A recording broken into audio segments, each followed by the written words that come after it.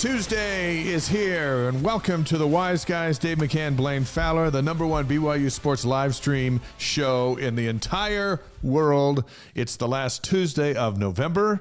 We're ready for the holidays. It's also the last Tuesday in the history of the Wise Guys because we're moving to Monday starting next week. Yeah, it's great. I was just saying as I was coming in that Tuesdays have been crazy for you and I because we have so many different things that happen on Tuesdays, and it'll be kind of nice to have a nice calm Monday night where we get to come in and this is what we do, and everybody joins us for early family night or late family night, depending, or it could be Tuesday morning if you're in the Philippines or in Japan. Speaking of the Philippines, Glenn is already on with us asking, will BYU TV broadcast men's volleyball? Glenn, the answer is yes. Very nice. Very nice. Glenn's All in. right. Good evening, everybody. Nice to have you on our live stream chat. Let us know where you're watching and listening from. Philippines is in the house. Lake Winnipesaukee. Alan Blacker. Wow. Lake Winnipesaukee?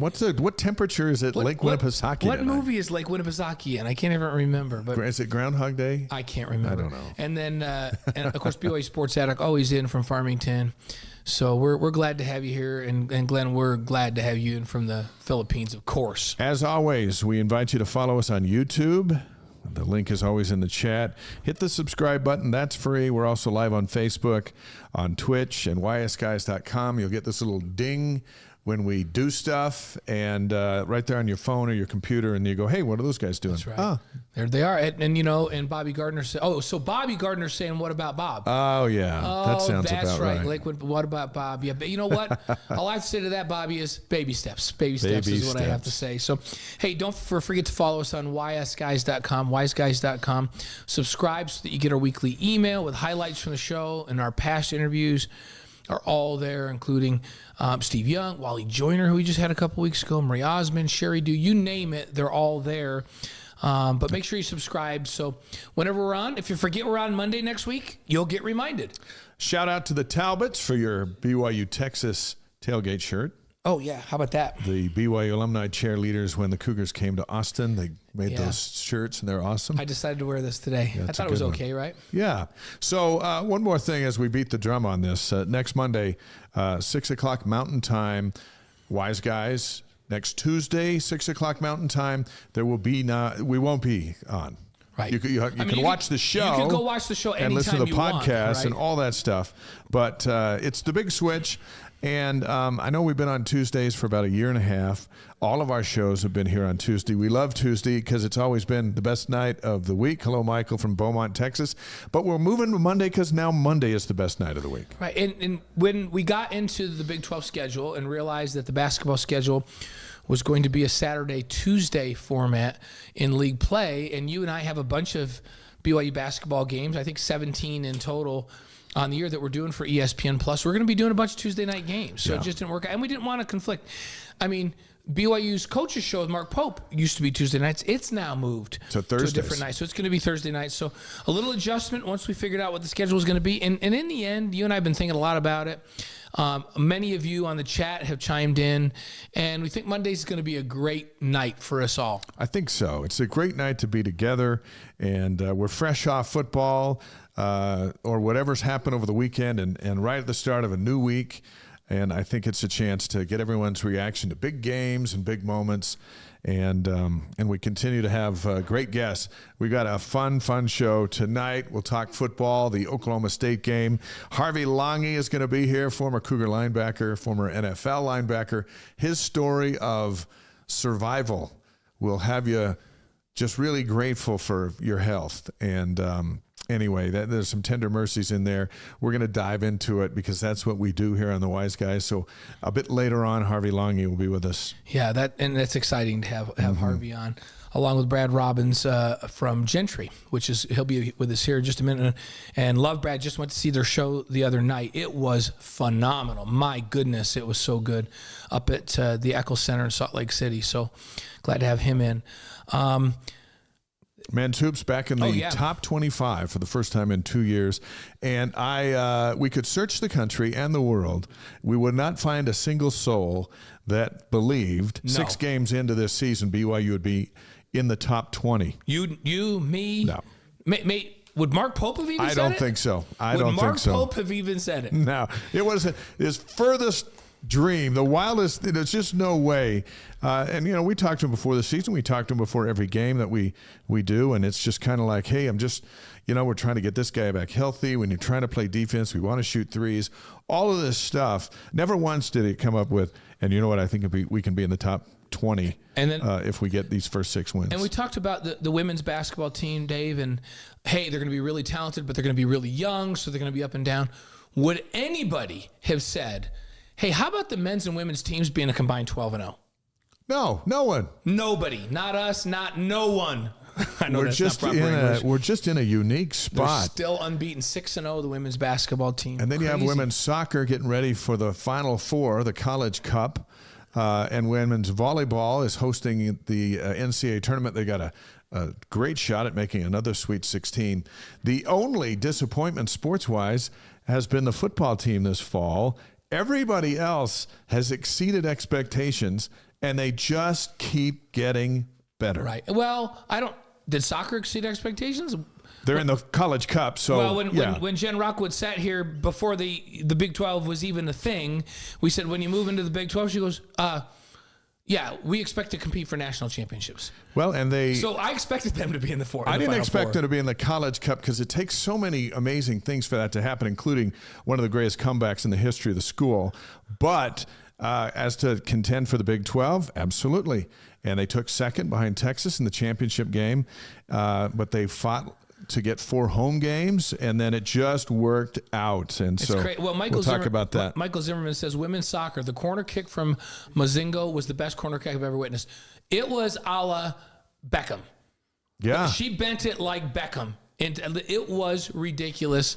Yeah, that was something. Man, oh man! So it's just been a phenomenal first year in the Big 12, and we're eager to see where the 2 basketball teams go. We're eager to see what happens with baseball, softball. Softball's another contender. Baseball, you know what? That might take a while, but I'll tell you this.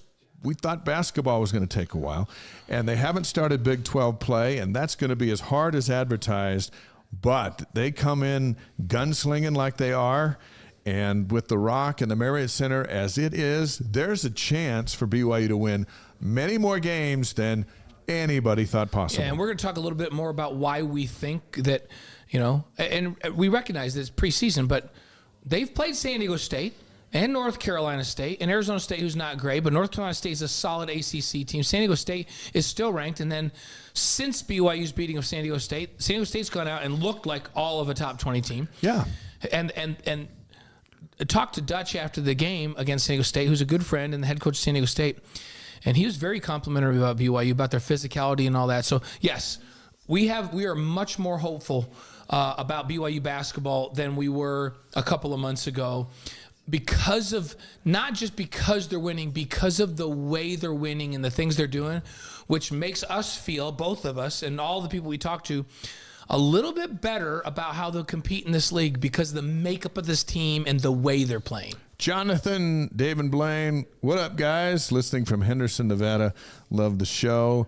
Les, right in there with hello, everyone from Chile, New Mexico. Hey, let's Les, go Cougs. Is it just gorgeous, decorated up there in Santa Fe Christmas time? If you haven't ever been to Santa Fe at Christmas time, if there's a blanket of snow there, it is a magical city. So whenever I see Les and he logs in, I'm thinking, oh, man, Santa Fe at Christmas time. That's what I think. So good to have Les with us.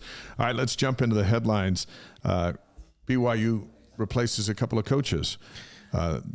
Offensive line coach. Yeah, Daryl Funk, and tight ends coach Steve Clark dismissed from Kalani's staff. Steve's been here on the show. We love him.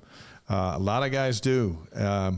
But after a season where that offensive line, and that includes tight ends, was such a struggle that there is a change, and now that that's done, whether you're disappointed about it or not, what matters now is who's coming in to fix it. Who do they replace him with? And we don't know all of the details because it just happened so quickly. Hey, we're going to admit, for most of us, the Steve Clark thing was kind of out of left field. Like, I don't know that anybody expected that. There's a lot of talk about replacing the offensive line coach. So we don't know all the details. Eventually, that'll come out. We'll probably get them a little sooner than most, and we'll share that with you when we get it. But you're right. So now that's happened. I think when you see who replaces these guys, that may make more sense, right? Why do you also replace the tight ends coach? Well, let's see who they replace him with. And, they say you don't get rid of people unless you have somebody in mind, right? Yeah, we'll see. So let's see who Kalani and Aaron Roderick have in mind to replace those two on that offensive line and as that tight ends coach. Neil from Tucson. Hey, Neil. Great to have you back on the Wise Guys. Joel asks, Grimes for O-line? There's some little buzz online about Jeff Grimes coming back. It's not coming from anything other than the online buzz. Right. And, he's been here and he left, and I guess he could come back. I don't think I don't know if he needs to come back. I don't know if I'd vote to have him back. We'll see what happens. Well, and remember, so he left, Aaron Roderick took over, he goes to Baylor. They've not succeeded on offense, and that's why it's not like he had this tremendous success as a coordinator down there, and now he's available, and BYU's going to pay him more and come back. So I would think you would focus on getting somebody that's hot right now, that's been having success. I do think it'd be really good for Aaron Roderick to have an O-line coach that could be a run game coordinator, and they can help him with play calling, where they have a collaborative. He needs some help. Have a collaborative effort in the play calling. So we'll see. We'll see. And those guys worked together before. It's just interesting to me that Grimes moved on, went to Baylor. They did not have success there at Baylor this last year, especially. It was miserable. He's been let go there. That all of a sudden everybody's clamoring. And I think Jeff Grimes is a great offensive line coach. I think he brings an edge to his coaching that would be really good for this offensive line.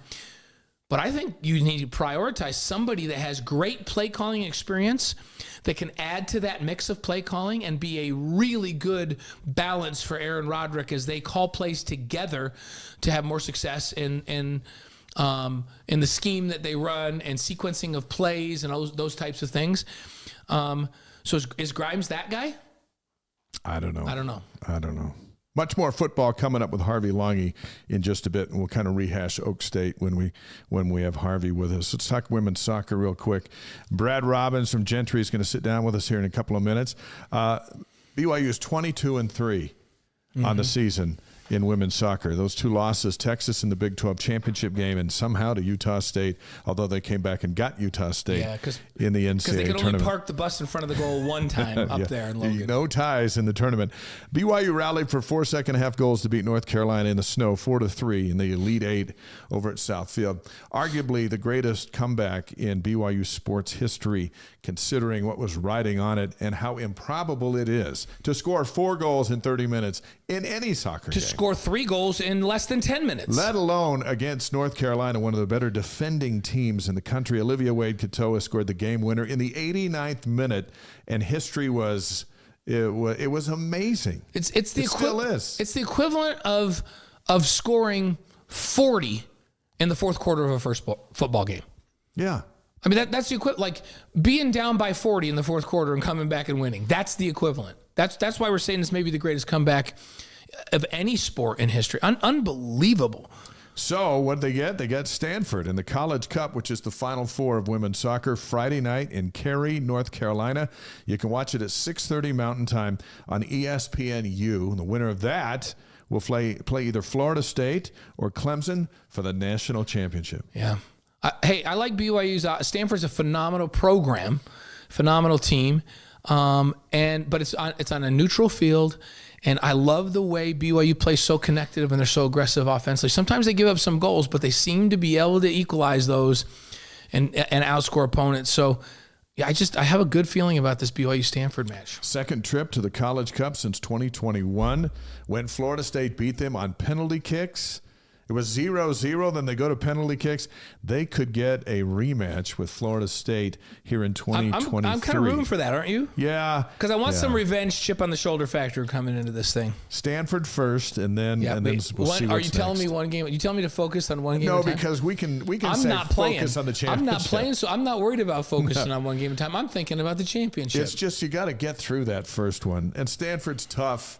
But these are the 4 best teams. That's right. That's what you get. Yep. Now it's whoever's got the mojo on a certain night or in a certain half. Yes. And then you move on. Speaking of mojo, men's hoops are 6-0. Number 19 in the AP Top 25. I wrote a big article about it at Deseret.com. Which I got a chance to read. Great article, Dave. Thank you. And the Big 12 is loaded in that top 20. Goodness. Kansas is number 5. Houston is number 6. Baylor is number 9. So 3 in the top 10. Texas is number 16. Oklahoma is at 25. Yeah, and you know what? We're playing all those guys. And this is the thing. If you play the way BYU's playing in the preseason, and let's say they're 10-1 or 11-0, and then you go in and you're like 500 in this league, which the way they're playing, they got a chance. So if you're just kind of in the middle of the league, you're a 6 seed in the NCAA tournament. Yeah. When you were the runner-up in the WCC, there was a question of whether you were even getting in the tournament or not, and you were probably a high seed. Yeah, right? And one and done by the matchup. And a couple of times when St. Mary's, BYU, and Gonzaga were all 3 good, there was some 3 talk, but typically in the WCC, if you're the number 3 team in that league, you have 0 chance of getting to the tournament. You might not even make the NIT. And now here we're talking, BYU and 5 other teams ranked, right? And like I wrote, there's no residency in the top 25. It's a timeshare. Right. There's no guarantee that BYU is going to be in it in a week or 2 weeks or 3 weeks. So you just love that you're in it now. Even Lenardi projects BYU as an 8 seed in the NCAA tournament. Are you kidding me? An 8 seed? Before the season, we're like, this is the team that has to make the biggest jump because this is the best league in college basketball. And now we're all going, hey, these guys look pretty good. Like, hey, maybe they compete in the middle of that league. So here's Fousseyni Traore went down with a knee injury last week in the Vegas showdown early in that North Carolina State game. I can tell you this, there's nothing official from BYU, so this is nothing official, but he had his knee scoped today, and they went in to go and see what the status of the MCL is. Exploratory, right? And if it's torn, that's bad news. Mm-hmm. And if it's just slightly torn, then, just strained. So I'm thinking that we're not going to see Foose until the Big 12. Yeah, no matter what. Couple weeks at least. In the best case scenario, I think they'll sit him out the whole month of December, and then the worst case scenario is he could be out for the year. Yeah. But somebody knows that right now. We just don't know it yet. And we'll get that to you as soon as we can. Yeah. Hey, the good news is that as they've been trying to play Ali Khalifa back into shape, when Foose went down, and when Atiki Ali Atiki had an incident where his hand accidentally hit somebody in the face. Yeah. Imagine that. Just what a coincidence. Yeah. The hand just went flying. Accidentally, he hit somebody in the face with a closed fist. Got tossed. So he wasn't going to play. And had plans to take Ali Khalifa and kind of slowly bring him back because he came off an injury, non-weight bearing for a while, and really needs to get back in shape. He looked great. Played a huge role. His passing ability. So can he hold up? They out-rebounded NC State by double digits. Yeah, can he hold up? Because he's a phenomenal passer. He can shoot the 3. He rebounds. Because they're going to need him, and they're going to need him to stay on the floor while they don't have Foose. Fresno State on Friday night, 7 o'clock Mountain on ESPN Plus, and then the next really big test, and we'll see them at the Marriott Center against you and Evansville. I have that game. Evansville's got some guys with size. We'll see them Tuesday night, and then they'll go up to Utah on Saturday night at the Huntsman Center. That could be their toughest game between now and Cincinnati once we get into January. Utah's an interesting team because they got a lot of length. It'll be an interesting matchup. They haven't really played a team just like Utah yet. They got St. Mary's last night, Utah did, and I think that's going to be a slugfest. But if you can beat NC State on a neutral floor and you can beat San Diego State on your home floor, you can beat Utah on their floor. NCAA State's long and athletic. Arizona State's crazy athletic. And Cougar fans are going to pound. They're going to go into that Huntsman Center because tickets are all over the place. I liked that when they played Arizona State and Arizona State wanted to get all up in their face and be really physical and play up and down the floor, they played that. They played an ugly physical defensive game. Yeah. North Carolina State wanted to play more with size and more traditional, slower. They played that game. They're winning in different styles of play. San Diego State's this long, athletic, really great defensive team. They knuckled down and played defense and matched them. The fact that they've played with multiple styles this year and won games is maybe the most impressive thing to me, and they are so willing to be physical. If you can shoot the 3, and right now Waterman and company are shooting the 3. You can shoot the 3, you're in it. Michael Zimmerman says, to me, Waterman has been the biggest improvement. He's night and day. I agree with you, Michael. Like he he went from a guy that wanted to be on the perimeter and just shoot threes to a guy that's crashing the offensive glass, playing like out of this world defense, using his 7-foot wingspan and 6'11" height to guard. He's playing like his hair is on fire every game, and I love it. I agree with you, Michael. I think he's the most improved player on this. And it's crazy because he shaved his head, and yet he's playing like his hair is on fire. Well, you know what? He practiced like his hair was on fire because it was, and now he has no hair. So there you go. Women's hoops is 6-0. They're receiving some votes in the AP Top 25. Beat LMU 74-58 back on Saturday. The most notable thing out of that one is Nani Fauatea made her season debut. She scored 11 points. She's been out with a knee. Freshman Kaylee Woolston, the Big 12 freshman of the week again. Yes. Second straight 18 again. week. And they're at Wyoming tonight. We've called many games at Wyoming and Laramie. It's miserable there. Yeah. It is. Even on nice days. Do you remember what Lavelle said in Sports Illustrated when we lost up there? 1981, we went up there and lost in a sideways snow blizzard. Yeah. And then the quote of the week in Sports Illustrated, which was a big deal back in those days, he said, well, I'd rather lose and live in Provo than win and live in Laramie anyhow. And they hated at BYU for the rest of that, forever after that. We lost some friends over there on that one. I remember we were there with John Robinson and UNLV when we were calling their games. He's just like, let's just get on the bus and get out of here. We stayed one time up there, you and I calling a game. We stayed in the Howard Johnson's, which has outside doors. I know. And at night I went to bed, and when I woke up in the morning, there was like a 1-foot snowdrift inside my door. I'm like, how did that happen? Well, because there was no weather stripping on the bottom of the door, and the snow blew into my room at night. It was a That's truck Laramie, stop. Wyoming. I had someone knocking on my door in the middle of the night. That's now that's right. very unsettling, and I'm just like, That's right. What? And then they're like, it was from the hotel office or something. Anyway, it scared me to You death. had people knocking at 3 a.m. I had snow inside of my room. You know, that's why we're here tonight. That's right. Women's volleyball, they're now 24-6.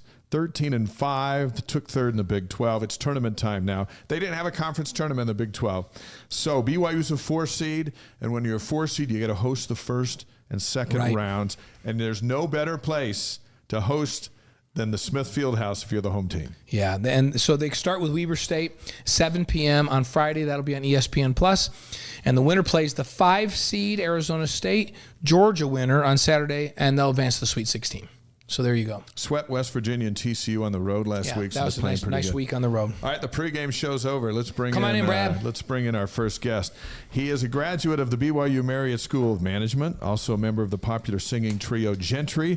And the group kicked off the holidays over the weekend with its annual Christmas show at the Eccles Theater in Salt Lake City. It is our pleasure to welcome Brad Robbins to the Wise Guys. First of all, we're fortunate to have you here. But we love having another BYU fan in our midst. Oh, 100%, man. It's I'm a true blue Cougar through and through, born and raised. Yeah. What is the best part about doing the Christmas show? Oh, man, you're going to put me on the spot like that. By the way, we're going to do that for about 20 minutes. We're just coming at you with all kinds of things. It's just nonstop. I mean, it's hard to nail it down to just one. It is such a rush. And from the very beginning, Christmas has been such a part of our history. I mean, we've been doing it for almost a decade. The Christmas tradition has been going on just about as long. And I think the thing that's most gratifying for me is just to see each year kind of take on its own kind of character of sorts. Like every show is different, and getting to see so many people experience it for the first time. I can't tell you how many times. I mean, you came to our VIP reception before the show. So awesome. I mean, we had probably 50% folks coming through that for the first time. And I would ask them, like, how did you hear about the show? And they said, we've heard about it from so many other people. We had to come experience it for ourselves. Yeah. Well, President Oaks was there experiencing it for himself. Yeah. I was hoping to see President Oaks Elder Oaks in the VIP reception, but he wasn't there. But we saw a lot of other good folks there. He likes to lay low. He did come. He just came after kind of everybody cleared out. That makes sense. Less chaotic. That's how he rolls. We have a long history with him from back when he was the president of the university. But I saw people like Stephen Covey there, and who was there? Our old nemesis, but now our really good friend Scott Mitchell was in line with me when we were there. Scott Mitchell was there. Good. Former I don't know who's the best Utah quarterback of all time. You could make an argument that Scott's the best quarterback of all time. I'd vote for him, which means we didn't have to vote for Alex Smith. True. I'd vote for him. Alex was good. But I'm talking about in college. Like he was pretty prolific under Jim Fossil, and then went to play with the Lions and was a starting quarterback in the NFL. Alex was too. It'd be between those two, right? Between Alex, but he was there. There's a lot of fun folks that were at this, and the Eccles Theater. First of all, the performance was phenomenal. Like it was amazing, and I know, and we're going to talk about where you guys are going to be, so people maybe can get a chance if they didn't get to see it in the Echo Center. But set in that venue, that it just seems like it fit there, and the way you guys use the stage and the staging of it, and man, what's it like to be in the Echo Center in a full house? To perform. What's that feel like to be up there? Yeah, I'm glad you asked that question. You know, we've performed all over the country. We've performed parts of the world. And believe me when I say we have one of the most beautiful venues in the world in our backyard in Salt Lake City. The Eccles Theater is, I would put it up there with the Smith Center down in Vegas, which is iconic in its own right. I mean, it is a gorgeous facility. We're so lucky. And to get to call that home every Christmas, every year we go in there. In fact, there's always a moment when, you know, it's a union house. So when the stagehands, they take their break and everybody's off the stage. And I go out there for, you know, just a minute to just soak in the beauty of that venue. I mean, it's I think just under 2,500 seats. You've got that beautiful star ceiling that comes on. You can bring that in. It's right in the heart of downtown. I mean, it's a magical experience even for us, and we never get tired of it. So when you're singing a song that everybody knows, does that make it harder or easier? Like Silent Night, for example. We all know how it's going to go. So how are you going to do it? Is there a lot of pressure in there? That's a good question. I have the luxury of, have the luxury of a phenomenal music director, composer, and arranger in Stephen Nelson. Oh, my goodness. Also a BYU grad, by the way. Amazing. Yeah, he has put his musical brilliance into everything that we do. And simply put, and this is just his personality, he will not introduce an arrangement to us unless he has agonized over it for days, weeks, even months. I mean, that is the kind of thought this guy puts into these things. And I think that's part of the intrigue, is that when you come to a show, yes, there's a few originals. We try to, you know, even cover some other maybe more obscure things, but it's all the classics, right? It's Oh Holy Night. It's, you know, God Rest You Merry Gentlemen, but they're done in a way that you've never heard them before. Yeah, there's not like you did all of the songs that I'd hoped you would do in terms of covers of the classic Christmas songs, but not one single song is done in an arrangement that you've ever heard before. And you sit there and you go, wow, I love this. And I love the thing that you guys do in the show. So Stephen, who's just a musical genius, right? They go out into the audience and they say to somebody, hey, we need two things from you. Like, we need a theme from like a movie. Yeah, like a movie score, basically. Right. So at the show that I went to, they picked The Lord of the Rings. Like, I'm like, I don't even know the Lord of the Rings theme song, right? Yeah. And then the other thing that they pick is, what was it? I'm trying to think of the second thing. So it would have been a Christmas song. Yeah, but I'm trying to think of what they picked. Oh man, we did so many shows last week. They did the Justin Bieber. They picked the Justin Bieber Mistletoe song. I'm like, okay, this is not gonna, because what he's gonna do is he's gonna right there on the spot create a mashup of these two songs. And I'm like, wow, they just picked that and that. No way. And you can't believe how he put that together. Well, and the best part was he had no idea what the Justin Bieber song was. So in the middle of the show, he pulls out his phone. He's listening to it up on YouTube. He's sitting up on the stage like this. In fact, he like leans over to me while they're out chatting with the audience, like, "Is this the right song?" I'm like, "I think so." Yeah, unbelievable. And the crowd just, when you're sitting in an audience and somebody's doing something and everybody just keeps looking at each other, like, can you believe this guy is pulling this off? You know he's done something, right? It was pretty amazing. There's some dates in Idaho we'll talk about here in a minute for folks who can see Gentry in their Christmas show. Before there was Gentry, however, there was you and your future wife, Shay, starting to date in the summer of 2011. Now, according to my calendar, that's right in the middle of Jimmermania. So what was that atmosphere like as a student, dating your wife, Jimmermania, and did she appreciate Jimmermania as much as you did? Yeah, I can answer that in one word, and the answer is no. But I, on the other hand, loved it. In fact, I was at the game. I stood in line for the game, I should say, BYU versus San Diego State, right. Jimmer versus Kawhi Leonard, and was there to witness in person that victory. I think I was near the top of the arena, but I didn't care. I was there. I got to experience it live. And that will forever be one of the iconic moments of my BYU student experience. Yet the roof almost came off that night. I think it shifted a little bit for sure. I got to work that game, and it's one of my favorite games ever because the atmosphere was just electric that night. As a student, though, during all of that, on campus. What do you remember? What made it so cool? I remember it was electric. And, sports has always been a part of my life. Like I said, I grew up a BYU fan, and to see success at that level, something that had never, at least to my recollection, had happened in my lifetime, was unbelievable. And then to get to be a student there at the university, it was surreal. I mean, there's no other way to put it. I mean, every time Jimmer would touch the ball, it was truly exciting. By the way, Brad Robbins from Gentry is here with some of the Wise Guys tonight, live on YouTube, Facebook, Twitch, and wiseguys.com. We're so glad to have you here with us, Brad. Before there was Shea, before there was Jimmer, you were a high school athlete. Of sorts, we'll say. You competed in sports, but you were also introduced to performing arts back in the day. What are the similarities between competing at a high level in sports and the performing arts? Are there lessons and crossovers to be learned there? I was a better athlete because I was a performer, and I was a better performer because I was an athlete, no question. I mean, just like anything. I mean, greatness demands the same things: discipline, practice, rehearsal, and you're going to get it wrong a lot of times before you start to get it right. And I think the other thing is, particularly performing in a trio or whether you're a part of any other kind of production, it is a team sport.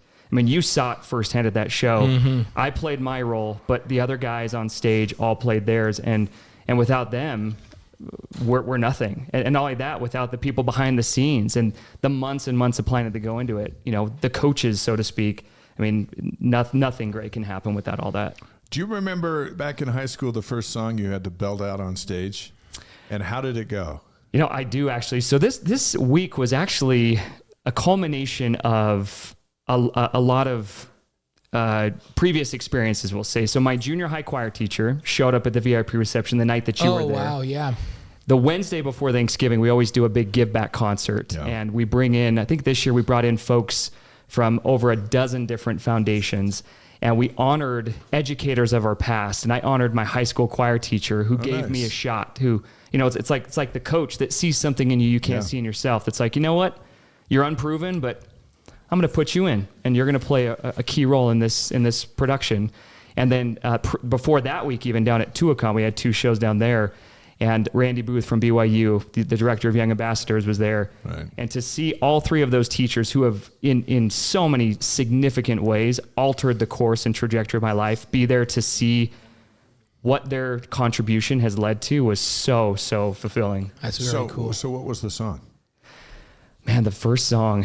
First song where you're in high school and your buddies on your teams are sitting out in the audience going, show me you can do this, because we already know you can shoot baskets and catch touchdowns. So actually, I know exactly what it was. It was Les Mis. Les Mis? So I was cast as Enjolras in Les Mis as a sophomore in high school, and I was terrified that people on my teams would find out. Sure. Because you were trying to keep your 2 lives separate? Back 100%. Then it wasn't a thing. It was not a thing. In fact, I sat down with my high school choir teacher a few weeks ago, and I asked her about that. And she's like, you really, as far as our school went, pioneered a path that didn't really exist before. There were jocks and there were musicians, but the 2 did not really mix. And I specifically remember going from baseball practice to musical rehearsal, and then one day coming back to practice, and one of the tougher, senior classmen being like, hey, I saw you in that show last night. And part of me was like, oh boy. Here we go. Yeah, what's he going to say now? This is where the hazing starts. You were High School Musical before there was High School Musical. And that what he was said? You. That's right. He's like, because he played basketball and was in the musical. Yeah. Except he could dance. I can't dance. So I just find that awesome, because you're right. Is it nowadays? Is it cool? Is that okay now? I think so. Can you cross over and do both in high school now? I think so. I mean, even some of the guys that I played football with, some of their younger siblings have gone on. In fact, your daughter touring with Moulin Rouge. Right, Libby. Preston Taylor, a good friend of mine. Yeah, Preston. I love Preston. So I played football with his brother. And Preston is an athlete. I mean, I don't know that he played any organized sports, but I mean, he's fit. He's athletic. His older brother Lincoln was literally my quarterback, throwing me passes in high school. So he better be athletic, because Preston was responsible for holding Libby in the air and throwing her around and catching her. And I always was like, these guys better be really good that are doing this. That's my little girl out there that they're throwing around in the air. And And I did think at many times, and we saw the show in multiple spots, but I thought, these are some of the greatest athletes I've ever seen. Like the people in performing arts, these big time dancers are phenomenal athletes. So your message to the kids throughout the world is play football and play the piano. Well, I wish I played the piano. Yeah, it's one of my biggest regrets. But do Absolutely. it all, right? Do you it don't all. just have to do one thing. And do what you love, right? Yeah. If you love to sing or you love to dance and you love football, there's no reason you can't do both of those, right? I remember as a 9th grader, so the first lead role I ever had, I played Harold Hill in The Music Man. Yes. So your Instagram post was very fitting. Oh, yeah. Hey, I had to do some research. There you go. I remember walking on stage as the final character in the curtain call, and the theater just erupting in cheers. A lot of my friends were there, and feeling that same euphoric feeling that I had felt, hitting the game-winning hit, scoring the game-winning touchdown, whatever the case may be. I mean, it's electric to be on stage. It's what people joke about at office parties. They do karaoke so they could be a rock star for a few minutes, and we get to do that, and it's amazing. It really is. So you serve a church mission in Moscow. How vital or what part of your mission did music? What was that? How big of a deal was that as you went to speak to folks in different languages? But music is universal. A man said to me, I say a man, it was Merrill Osmond. I did a show with him back in 2008, and I shared a dressing room with him actually. And he said, "Do you know why music is so powerful?" And he looked at me and he said, "It's because it has the power to bypass the conscious and speak directly to the subconscious." And when you're thousands of miles away, stumbling through a very, very difficult language, talking about, religion and things that are very personal to a lot of people, and in some cases they frankly don't want to hear about or talk about, and you open your mouth and start to sing and start to express the feelings of your soul through music, it changes things. And I was very fortunate. I had a mission president who saw the value of music, and we actually did a Christmas tour of the mission area, put together a number of elders and sisters with different musical talents. And it was one of the most magical moments of those 2 years. I was in Russia for the Olympics in 2014, and preparing this interview, Blaine and I, with you, brought this thought to my mind when we went to a Sochi branch. So we got out of Putin's Ring of Steel and got into the town and found this church, and it was like Mr. Toad's Wild Ride to get there. So we were just fascinated that we even got there. But we go up this old elevator and the door opens, and I hear the organ playing, and I recognize the song. And there wasn't a soul in there that spoke English except for the two missionaries and us. Everyone else was all Russian. But we all knew the song because the organ was playing the music. And that's the first time in my life where I sat there and I go, that's universal. You keep saying, "We thank thee, O God, for a prophet in any country." The organ music is the same. And I just hadn't been in that setting before. And then I thought, there's power in music. There was a cool experience that I haven't really talked about. Very few people know this, but my mission president's son had just won some very prestigious classical piano competition. I couldn't even pretend to know what it was, but he was flown into Moscow, and they rented out a beautiful theater, and they just invited, investigators and members and different things, and he played a free concert. And keep in mind, I'm not a piano player. I appreciate classical music, but I wouldn't say it's my favorite. But from the very first note he started playing until the last note he played that night, I wasn't just captivated. I was moved in a way that I had never been moved before. And I remember specifically going home that night and writing down, whatever I do in my life, I want to do it half as well as he just did that, because of the impact it had on me. Yeah, it was an experience unlike any other. That's cool. You and I talked this summer about you coming on the show, and I was just like, "Oh yeah, we have to have you on." But when we talked, we said, "Let's do it at Christmas time," because I know you're going to kick off this kind of Christmas concert series. It'd be just a great time for us to kick off as a show the holiday season. So we're just so thrilled. And if you haven't heard Gentry, on YouTube, people can see your videos. They're all over YouTube. Yeah, they're all over YouTube. They do a phenomenal job. And you do what you just described. Like I felt the other night, like, okay, now I'm ready. I'm ready for the Christmas season. I just went to this concert. I was kind of into football season And with all that's going on with our sports, the crossover season, football and basketball, I hadn't even thought about Christmas, but I came the other night, and I came out of there, I'm like, yes, I'm focused on the Christmas season. I'm focused on Christ right now. How important is that to the mission and the goals that you guys have as you come into this holiday season, to leave people with that? Yes, I'm ready. In my heart now, I'm ready for the Christmas season. It's everything. You know, people ask me a lot, like, don't you hate touring through the Christmas season? Isn't that just awful?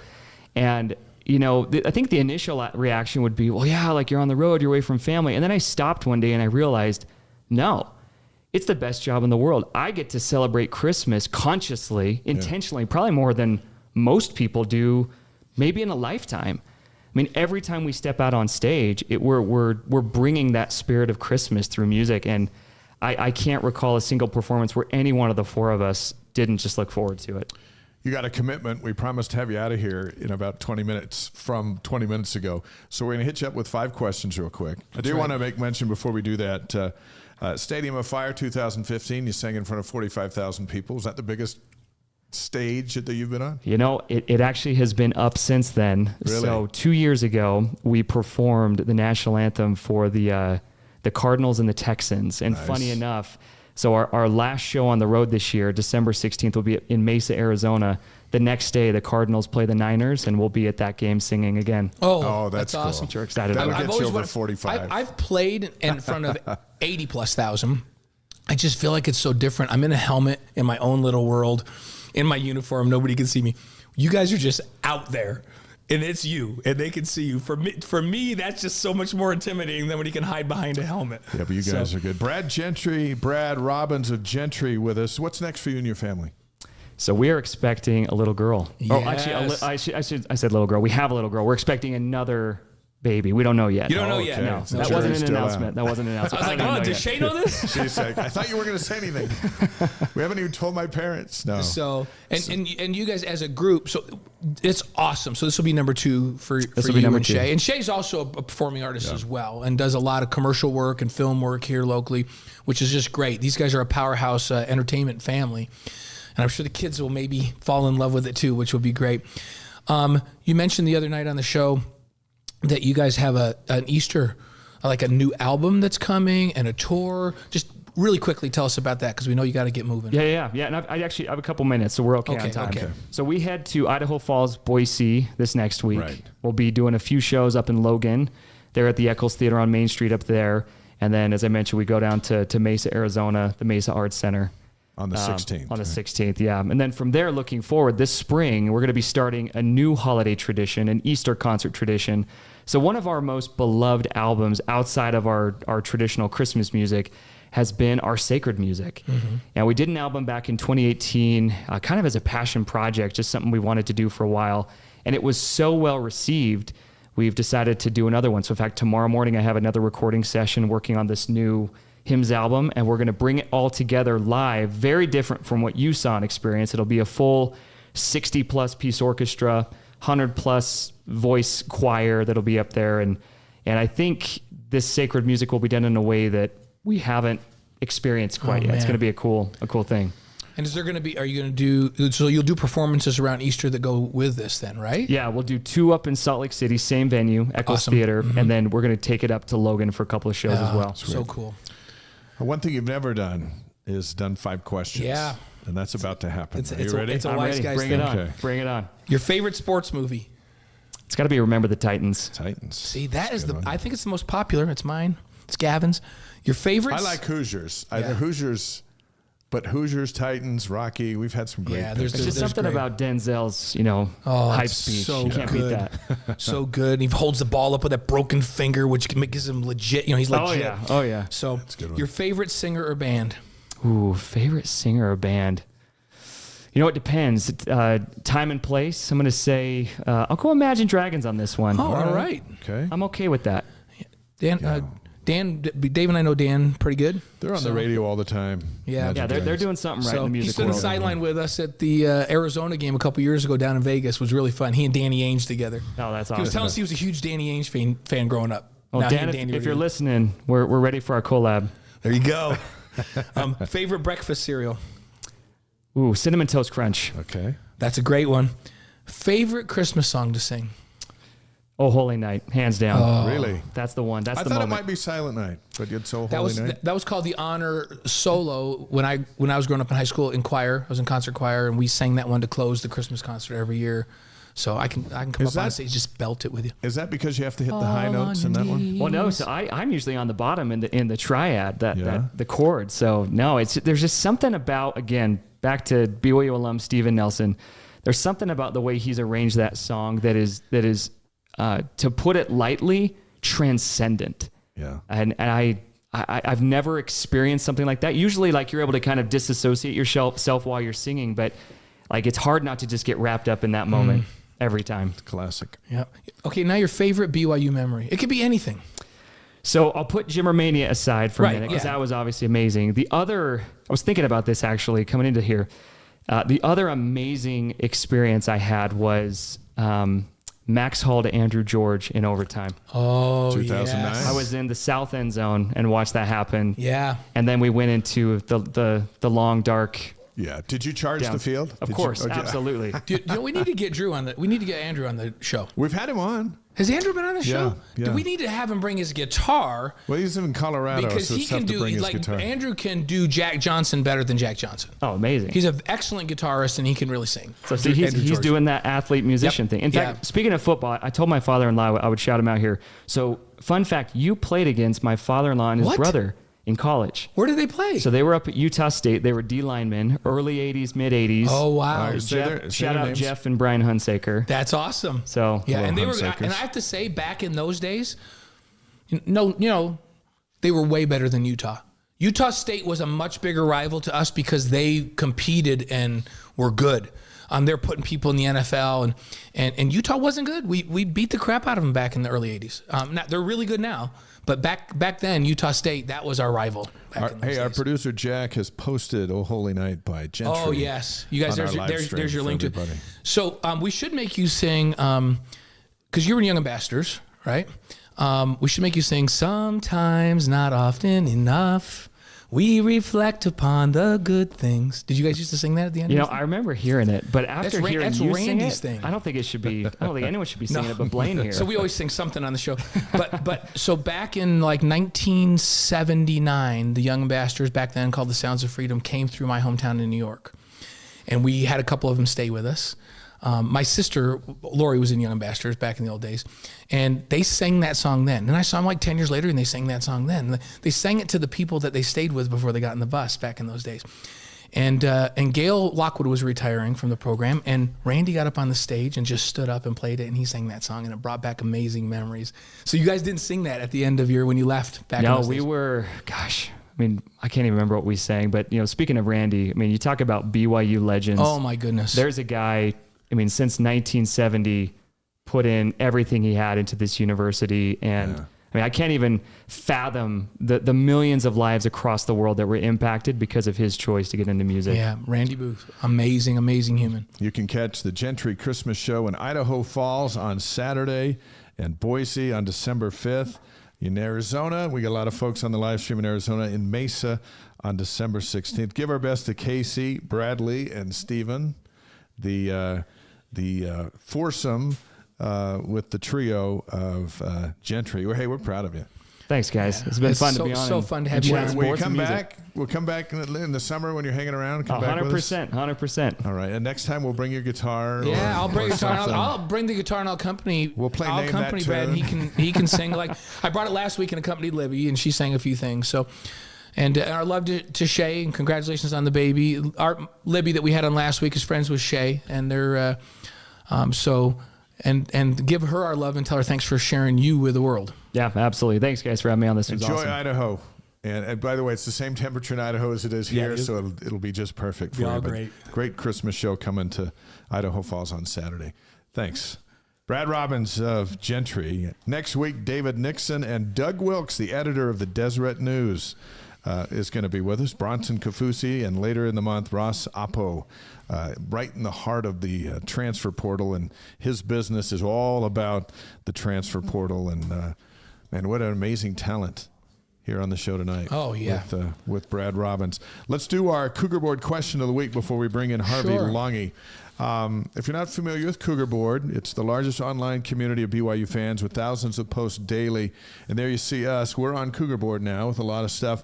And if Zach gets traded from the Jets, we'll do another photo shoot. So I won't have a New York Jets. Oh, no. The only reason I even let him wear that hideous shirt was because Zach's with the Jets. Yeah, and we're Zach fans. We're not Jets fans. I found myself very conflicted growing up in New York as a Giants guy when Zach went to the Jets, but I lowered my standards. And I said I would root for the Jets. You got the shirt.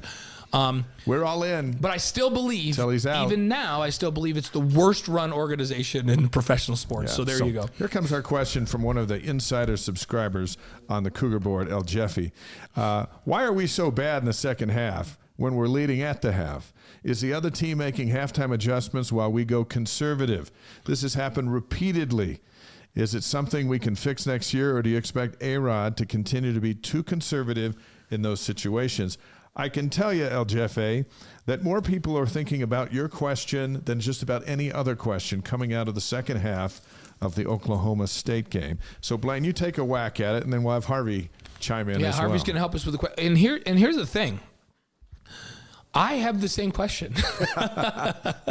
So this is not an easy question, but it's a very, very good question, El Jefe. And it's... I think it's El Jefe. It's El Jefe? Might be El Jefe. It might be El Jefe. Let's go El Jefe. That's almost like boss. That's boss. By the way, this is my guy right here. Yeah. My protector. Like if I'm any place with Harvey, I just don't worry. Because nobody's messing. Nor should you. Nobody's messing no with one me. Is messing with him. So we'll go El Jefe based on Harvey's recommendation. I do think it's a combination of things. I do think that teams make some adjustments, and we've been slow to adjust. But it's like last week was more concerning because I feel like BYU went out, and whether it's conscious or subconscious, kind of like, okay, the one thing we can't do is turn the ball over in this half. And when you have that mindset that the one thing we can't do is turn the ball over, you just start to call things that are more conservative. When you don't completely trust your quarterback not to turn it over, which I think, this new quarterback, he's young. Yeah. You don't trust him not to turn it over yet. I'm not saying that that's not going to change. In fact, it will change. There was a time that I didn't trust John Beck not to turn it over. But by the time John Beck was a junior and senior, I thought he handled the ball and took care of the ball as good as anybody that's ever played here. But early in his career, I was like, if this guy can't start taking care of the ball, he can't play. Well, as dynamic as Retzlaff is, he turns the ball over, and he has consistently turned the ball over. I think that has the biggest impact. And like I said, I don't know if it's conscious or subconscious. I think there's a conscious thing that says, wait a minute, we're up 24-6. Let's do the math. If we can just take care of the football. So now you start, maybe it's subconsciously calling plays that are more conservative to protect the football. The problem is, in this league, the teams are too good offensively to get away with that. Yeah. You can't not score. And I was looking, I broke down every single drive as you and I were, during the game, after the game, for our show tonight, the After Further Review show that we did tonight. And in that second half, BYU goes 3-place punt, 5-place punt, 3-place punt, 3-place punt, 6-place punt, 3-place punt. Yeah. They never crossed the 44-yard line, their own 44-yard line, until they got the ball back after the blocked extra point, which gave them a glimmer of hope. They got really aggressive, and in 54 seconds, threw the ball down the field. That's the first time they crossed the 44-yard line in the entire second half, and they went and got that field goal and took it into overtime and then into double overtime. So the answer, to agree, like, is this too conservative in the second half? Yeah. Is 3-5, 3-3, 6-3 all punts too conservative? Yeah. It absolutely is. And so they've got to figure out, can it be fixed? I think when you go out and you look for a new offensive line coach, you want to have someone that will have influence on play calling. Somebody that's been a play caller that can add. Fessie's been a play caller. He adds his 2 cents to these things. I think on this O-line, you would like to have somebody that's had some play calling responsibility, that understands the game, that can also have influence, and maybe when things get tight can help loosen things up. So you need an experienced person that's called plays to coach this offensive line that can help Aaron Roderick. So in the second half, they recognize when there's things they need to do with a little bit more of the foot on the gas to keep them out in front in this league. Our next guest played linebacker, defensive end, running back, and kick returner at BYU. All that between 2014 and 2016. Spent 6 seasons in the NFL. He and his wife Cassidy are also survivors of the story of heartbreak and tender mercies. We're going to talk about a lot of it tonight. It's our pleasure to welcome Harvey Langi to the Wise Guys. And Harvey, let's just piggyback off that question and answer that Blaine was talking about. Why does a team, and you've been on a bunch of teams, you go into the locker room one way and you come out a different team in the second half, sometimes for better and sometimes for worse? What is the psychological thing that goes on at halftime? If no one believes that Blaine did not just dissect it, you come and check out his paperwork over here, all right, guys? It looks like he's studying for his finals for his senior year if here. If you want to know what Oklahoma State did in the second half, 6 drives, 3 scores. But BYU did get 3 stops in the second half. That's enough to win the game when you're up 24-6. 100%. Should be. So, but I almost want to, I look at it as, as a parent. You almost want to always put the blame on, if any of my kids ever do anything bad, I want to put the blame on me. And when you come out conservative, it's almost the coaches saying, if we just come out conservative, if anything goes bad, it's on us. And if that's the case, then it comes back to trust. And if it comes back to trust and you not trusting your players, and say there's some players out there that haven't got the reps or that are not starters, or Jake had to come in a little bit past half. Towards the end of the season. Yeah, last 4 games. And so the trust is not there. So then where do you earn that trust? Well, it goes all the way back to, are we developing a program and an organization at practice where you can trust your second and third string guys? Depth is huge. In the NFL, being an undrafted guy, I use practice like it's a game. Every day it's a game to me. I'm taping up my fingers. Yeah.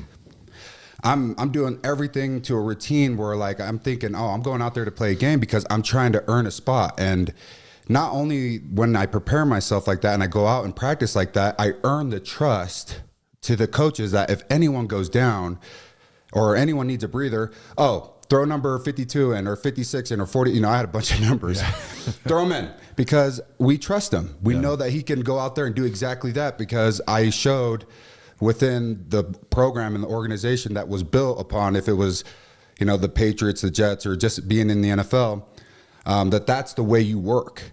So maybe we got to look at it as, all right, if we're being so conservative, which we have 100%, there's no way you can't. You want to argue, come to this table and you're going to lose. With me seeing these papers over here, you're not going to win this argument. We all watched the game. We all saw it. Yeah. It's like, come on. And the game shows itself. Stats are stats, facts are facts. And, we're calling ace a spade a spade. And they're coming out conservative. And I think it's because Kalani and the coaching staff want to take the blame. They do not want to put any of the blame upon Jake and the team right at that point. And turnovers were huge, 100%. If you are turning over the ball 2+ times consistently on a game basis, then of course they're going to be super conservative and say, well, we came out there and ran the ball for 3 downs, even though we got negative yards every 3 downs. But guess what? We didn't turn over the ball, and that's on us. That was our play calling. And they want to almost just take the blame instead of taking the leash off the dog and let him go. Let him go. The first half kind of let him go. Second half. And the interesting thing in that second half of this game was, I can't remember, and I wrote it down, but there was at least 4 straight series where they came out and they threw the ball on first down incomplete. And then they followed it up with a run on 2nd and 10. And the tendency this season and last season on 2nd and longer than 9 is crazy tilted to run.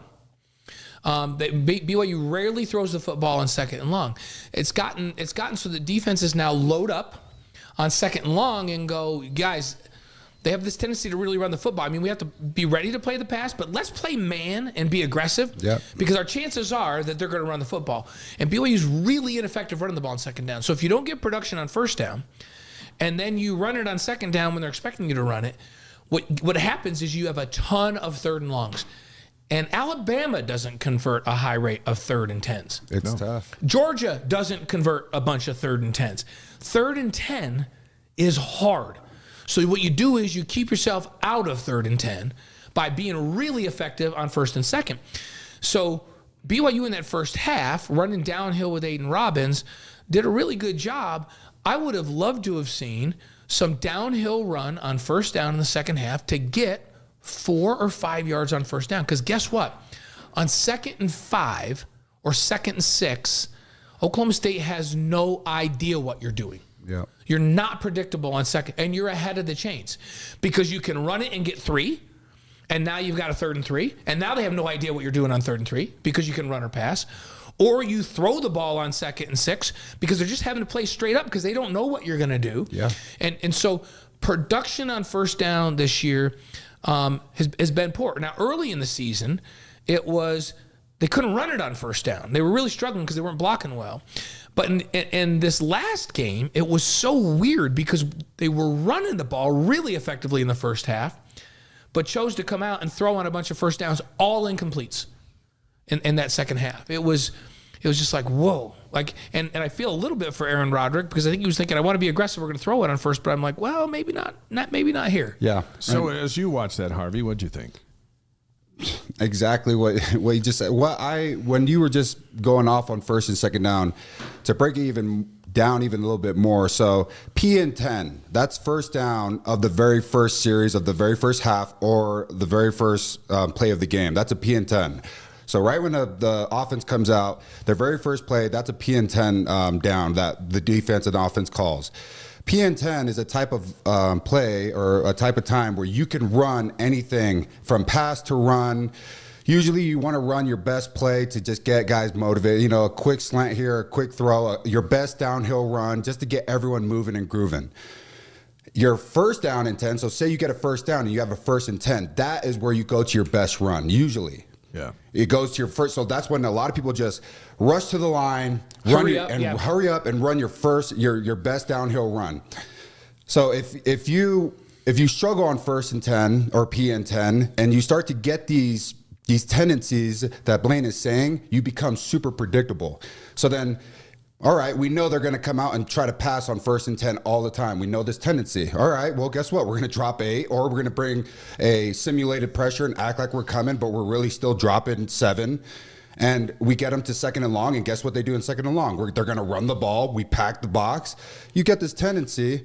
And in the NFL, we do not like 3rd and longs. You want 3rd and manageables. Yeah. And if you don't even get to 3rd down because you're so effective in 1st and 2nd down, then you know your offense is rolling. Better. No 3rd downs is the best thing ever. 100%. So exactly what Blaine is saying is that the key word that he was saying is 1st and 2nd downs are key to our success in the future in the offense.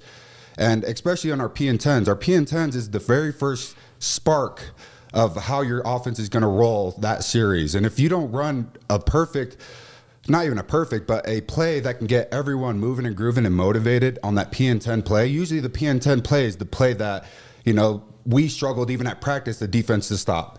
And you get that play going and get everyone moving on the offense, and then, you know, things are rolling. I love what Harvey's saying. Great love analysis. what he's saying. I love first drive of the first half, first drive of the second half. The very first play call needs to be a play that you 99% of the time get at least 5 yards on. Yeah. Yeah. Because it just starts everything off right. And if that's a quick throw like you're talking about, like a slant or it's a screen, or if you are so good at running the ball that you will never get less than 4 yards on this particular run, that's what you run on those. Yeah, and everyone might know it's coming, but guess what? Can't stop it. Yep, you can't stop it. And those are the ones that you just get so frustrated as a defense. What's tough on those downs are drop back, mid-range throws. Yeah. They're not high percentage throws. Like downfield throws are not on those first drives. Nope. You know, it's you've got to be successful. First drive of the first half, first drive of the second half. Look what Oklahoma State did. Like they came out and went hurry up to start the game. And BYU was on his heels. Now, thank goodness for BYU, they adjusted the speed a little bit, and then they finally stopped them when they adjusted and held them to a field goal, which was miraculous. Mm-hmm. BYU comes out and fumbles the ball on the first drive and gives them the ball on the 18-yard line. And the defense held, and held them to a field goal. That was a victory. Yeah. So it was almost like that next drive was the other. And then guess what? The offense answered in that first half. But in the second half, they never stayed ahead of the chains. And when you don't stay ahead of the chains, it's hard to move the chains. When we're not productive on first down, it's hard to stay ahead in the game. And then you have 3 and out, 5 and out, 6 and out. And then your defense gets worn down. And then they can't stop the run, especially with the nation's leading rusher out there. And you just become predictable. Yep, and that was tough. It was fun to have Harvey as a guest analyst with us on game day during the season. So now here you are as a former player behind the desk with a microphone on, analyzing current players. How different was that for you? Oh, it was so different. But to be at the table with the guys that we have doing Sports Nation and the pre-show and the post-game show, I couldn't have asked for a better team to be a part of. So y'all brought me in. They didn't haze me too much. I didn't have to go grab everyone's food. I didn't have to go make sure everyone's seats were warm or anything like that. We never haze the biggest people. And you and Nixon, we don't haze Nixon either, though. We give him a hard time. But David Nixon, Brian Logan, Blaine, myself, and you, and that was our game day crew for a couple of games. And I thought you brought an insight that only you can bring, which is what's great is the guys that go in the NFL have such a different experience, come back, and now, you want BYU to win, but you want your linebackers to be in position and do all that stuff. And so to analyze that on TV, it's a little different, right? 100% when you got 10 different. seconds to do all that. Yeah, you have to be effective, but you also can't I'm super emotional when it comes to football, as you guys can see, Mm-hmm. A lot of the times, the earpiece is telling me, hey, move your mic closer, because I almost want to keep it a little bit further because I yell. I just have a loud voice. I'm like, oh. So I realize that emotions can't really take, full control. Your emotions can bring, who I am to the table, but speaking the facts and also speaking what I see with my perspective is what really, I tried to do after seeing, y'all do it. And it was a fun time. It's interesting to have, and we don't have that on this show, right?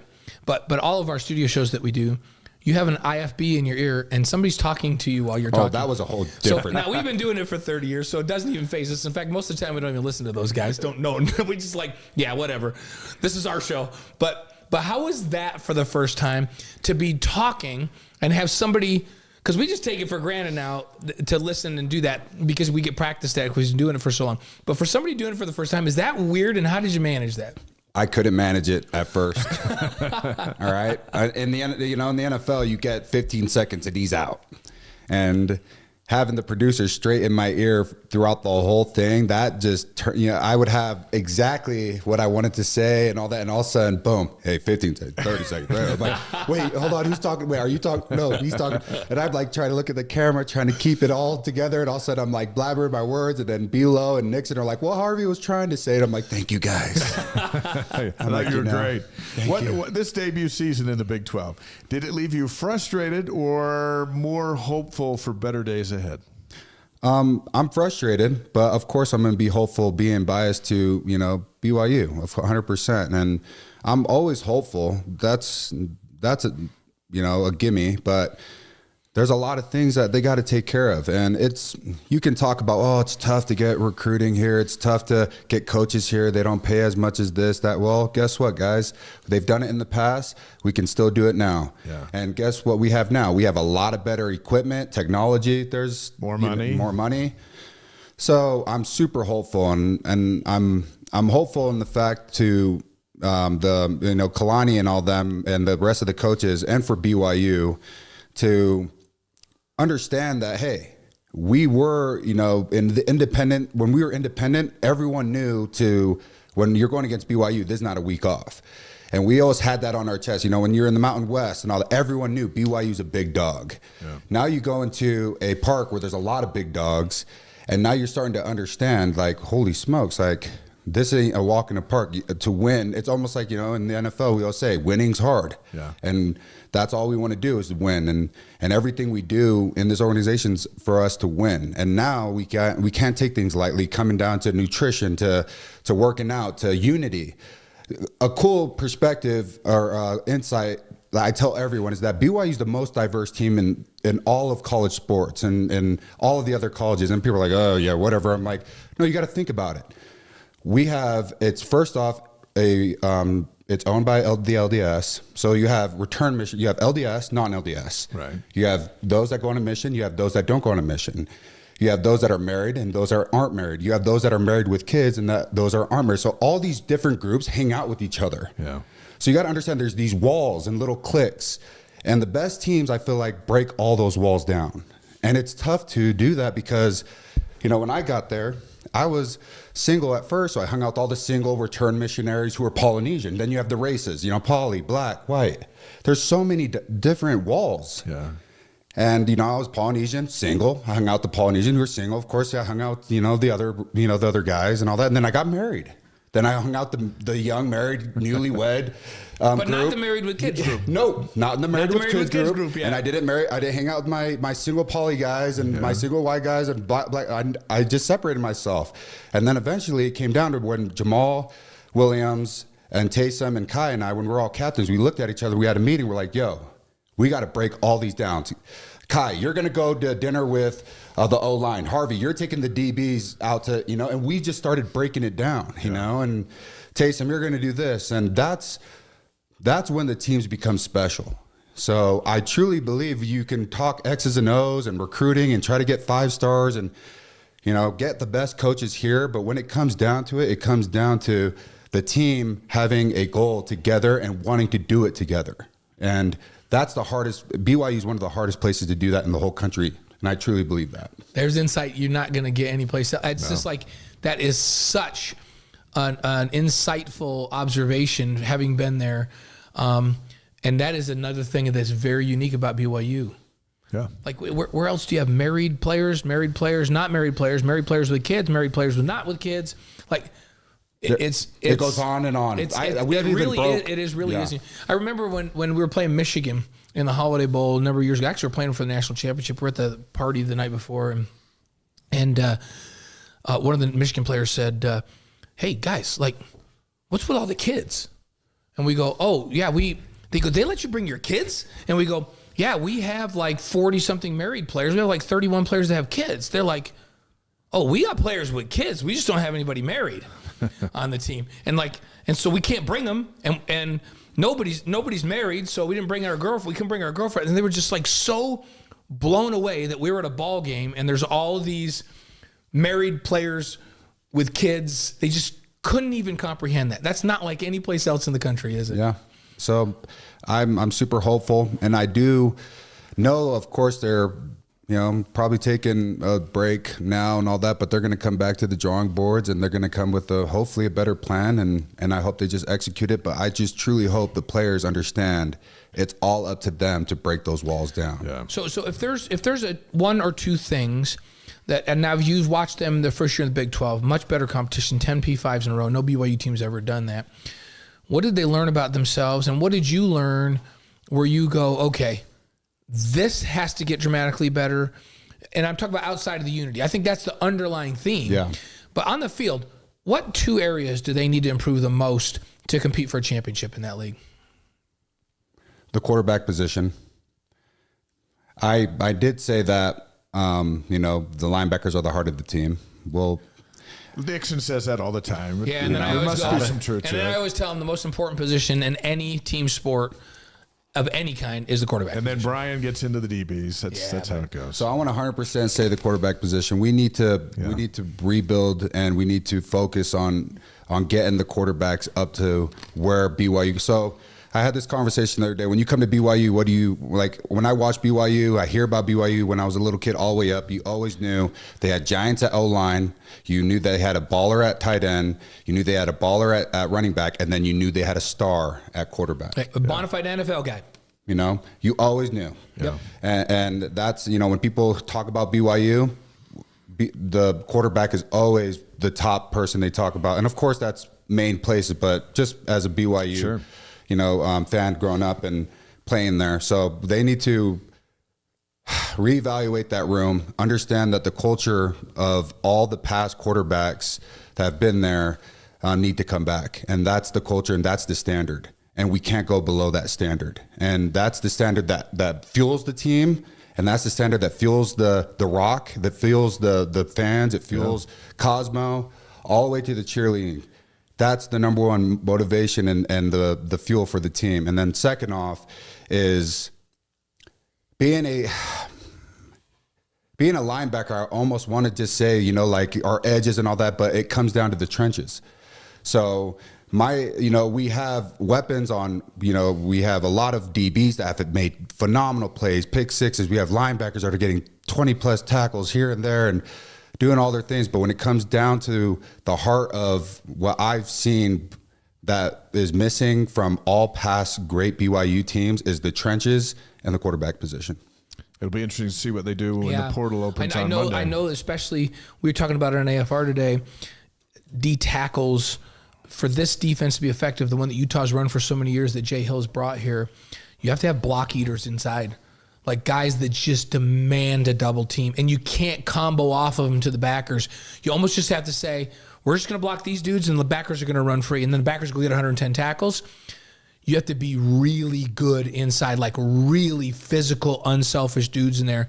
So I'm looking to see who they bring in there because they need those kinds of guys. Harvey Langi's on the Wise Guys tonight on YouTube, Facebook, Twitch, and wiseguys.com. He had 137 tackles, 6.5 sacks, and 2 rushing touchdowns during his 3 seasons at BYU. He played on special teams too. So if the Cougars were on the field, Harvey was trying to figure out how to get out there. Also followed that with 80 tackles in the NFL, on the Patriots twice, the Jets, the Broncos, and the Raiders. You're an amazing story, and we want to talk about it. Let's go back to Friday, October 13th, 2017. You're in your rookie season in New England, preparing to be moved up to the active roster to play the Jets 2 days later. Prior to coming to this intersection, which we'll get to in a moment, just a regular day? It was a regular. It was a little bit different from my regular routine because of what that week had in store for me. So that year I was undrafted. There was about 20 other dudes trying to make this team, maybe even 30. Yeah. We only drafted 4 or 5 dudes. We cut 2 of them in order to make room for me and another guy to make the 53-man. So 2 draft picks you cut. Wow. So I make the 53-man roster, but I was inactive or active or inactive. So you can have 53 on the active roster, but on game day you only have 46 or 47 actually active. Meaning that could play. That can play. And then the rest that are, on the 53 men are just in a box or on the sideline watching that are not allowed to play. So I was either inactive, or if I was active, I was playing special teams and then just giving breathers here and there on defense, if that. Mm-hmm. And I was doing my thing in practice because I understood who I was. I was undrafted, and I knew what my journey was in order for me to get the attention. And you had to fight. I had to fight every day in and day out. And I remember Dante Hightower sort of blowing out his pec, and that year also, Rob Nikovich retired, so there was we were very slim at linebacker, outside and inside. So I get a text from my position coach, and I get a text from Bill Belichick, and they're just like, "Hey, prepare. There's going to be a big week for you. We are expecting you to play a lot and maybe even starting. So this is your chance. Prepare. You've been doing a lot of good things at practice. You've been super consistent. This is your week." So I'm taking this week head on. Yeah. I'm the first one in, last one out. I'm the first one in meetings, last one out, everything. I'm just trying my best to not let this opportunity slip out of my hands. This is your dream. This is it. And, every Friday, the newlywed, all you newlyweds out there, you guys are in that phase. Yeah, date night. And I wanted to go on date night, and I know every Friday's date night. My wife had a full-time job. I'm like, hey, no kids. You got to work, babe, Right. You can't just sit here and just, twiddle your thumbs all day waiting for me. You gotta go work. And so she had a full-time job, and Friday comes along, and I have, stuffed animals and cushions out as my defense, and I'm calling out the defense, and, it's almost, I just barely got home, and I'm just still working. I was just trying my best to be prepared, and we get a call from one of our buddies, it was the bishop's daughter and her boyfriend. Hey, let's go out to eat. Let's just go to a steakhouse or something. I'm like, no, it's a big week for me. Game day's on Sunday. And Fast Fridays. So Fridays is our date night because it's Fast Fridays. Yeah. Usually you're in by 9, you're out by 12. regular day, you're in by 6, you're out by 4 or 5, maybe even 6. So every Fast Friday was date night. Right when we hung up the phone, I could just feel like my wife just like, it's date night.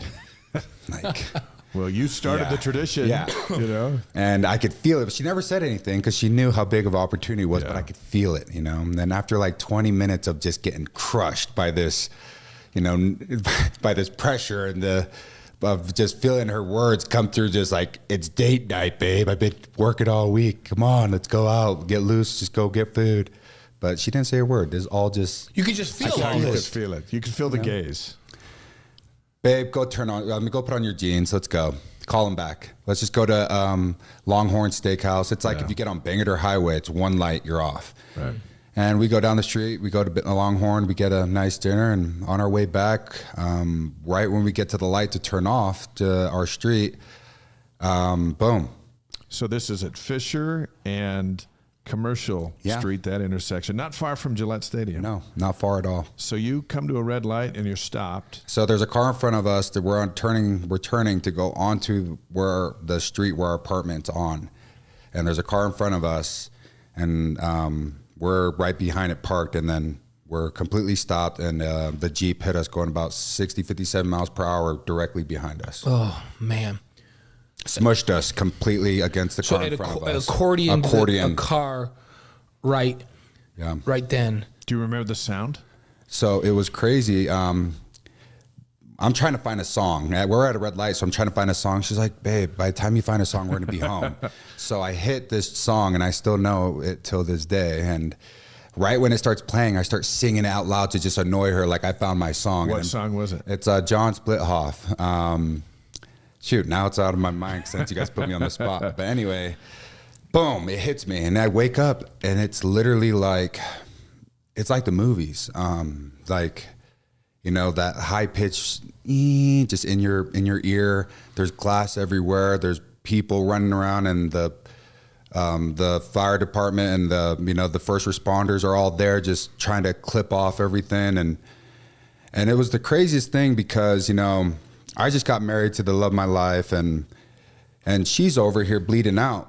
So she had 18 staples on her head because her whole head got, you know, just injured during this car accident. And is she still in the car? Or is she oh yeah, we're both sitting here, and you know, I'm just so smushed. You know, our car, she had a sedan. It was just her sedan from college. Yeah. You know, even though we've been in the NFL for 6 weeks, you know, we're gonna ride that thing to the dirt. And sure.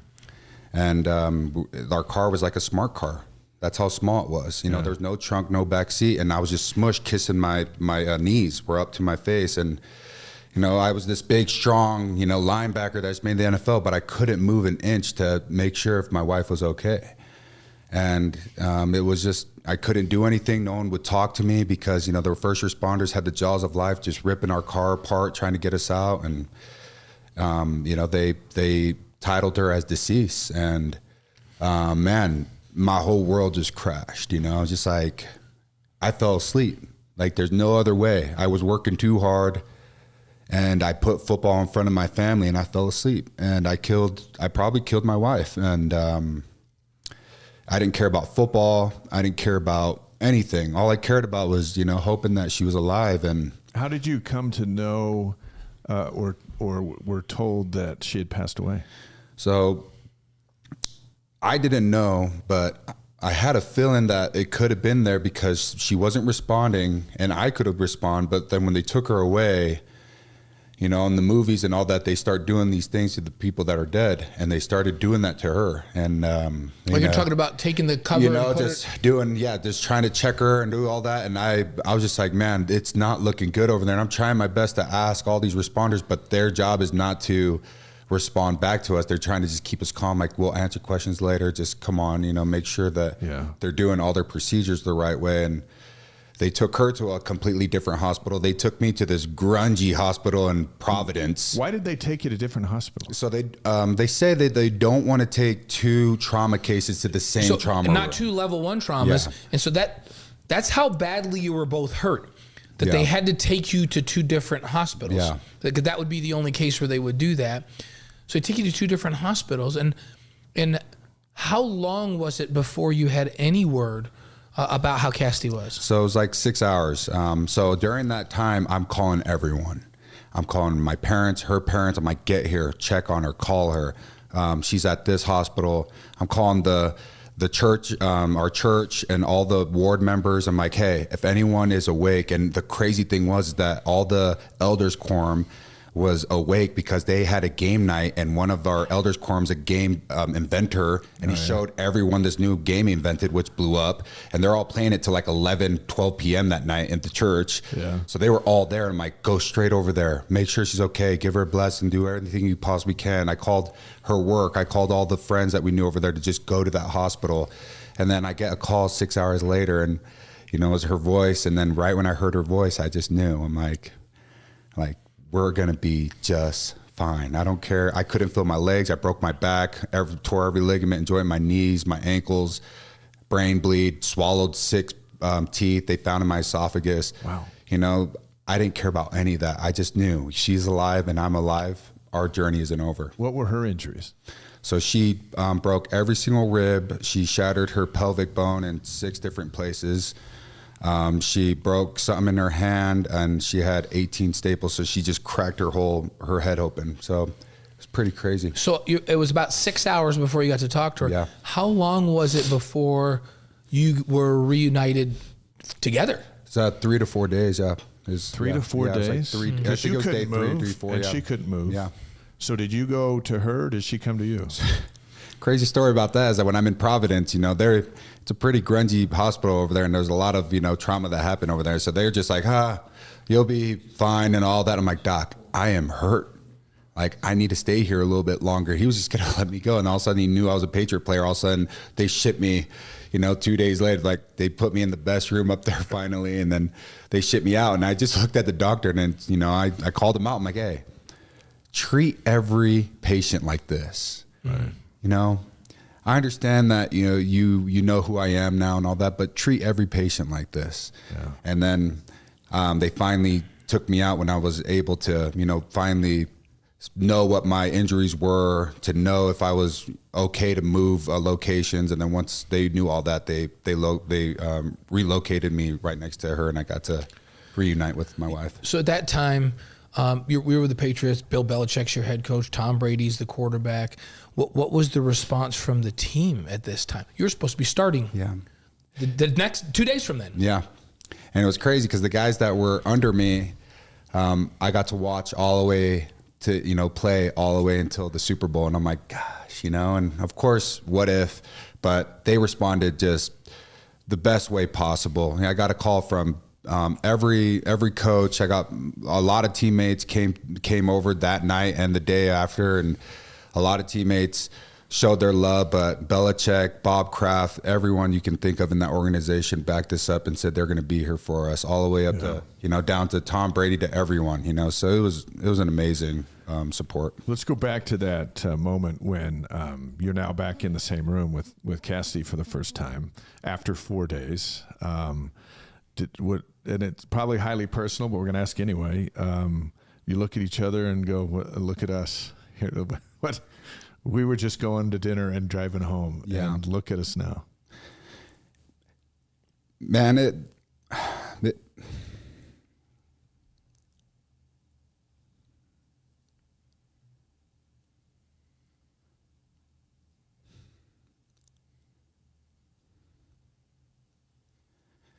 just, I guess, reminded me what really is important.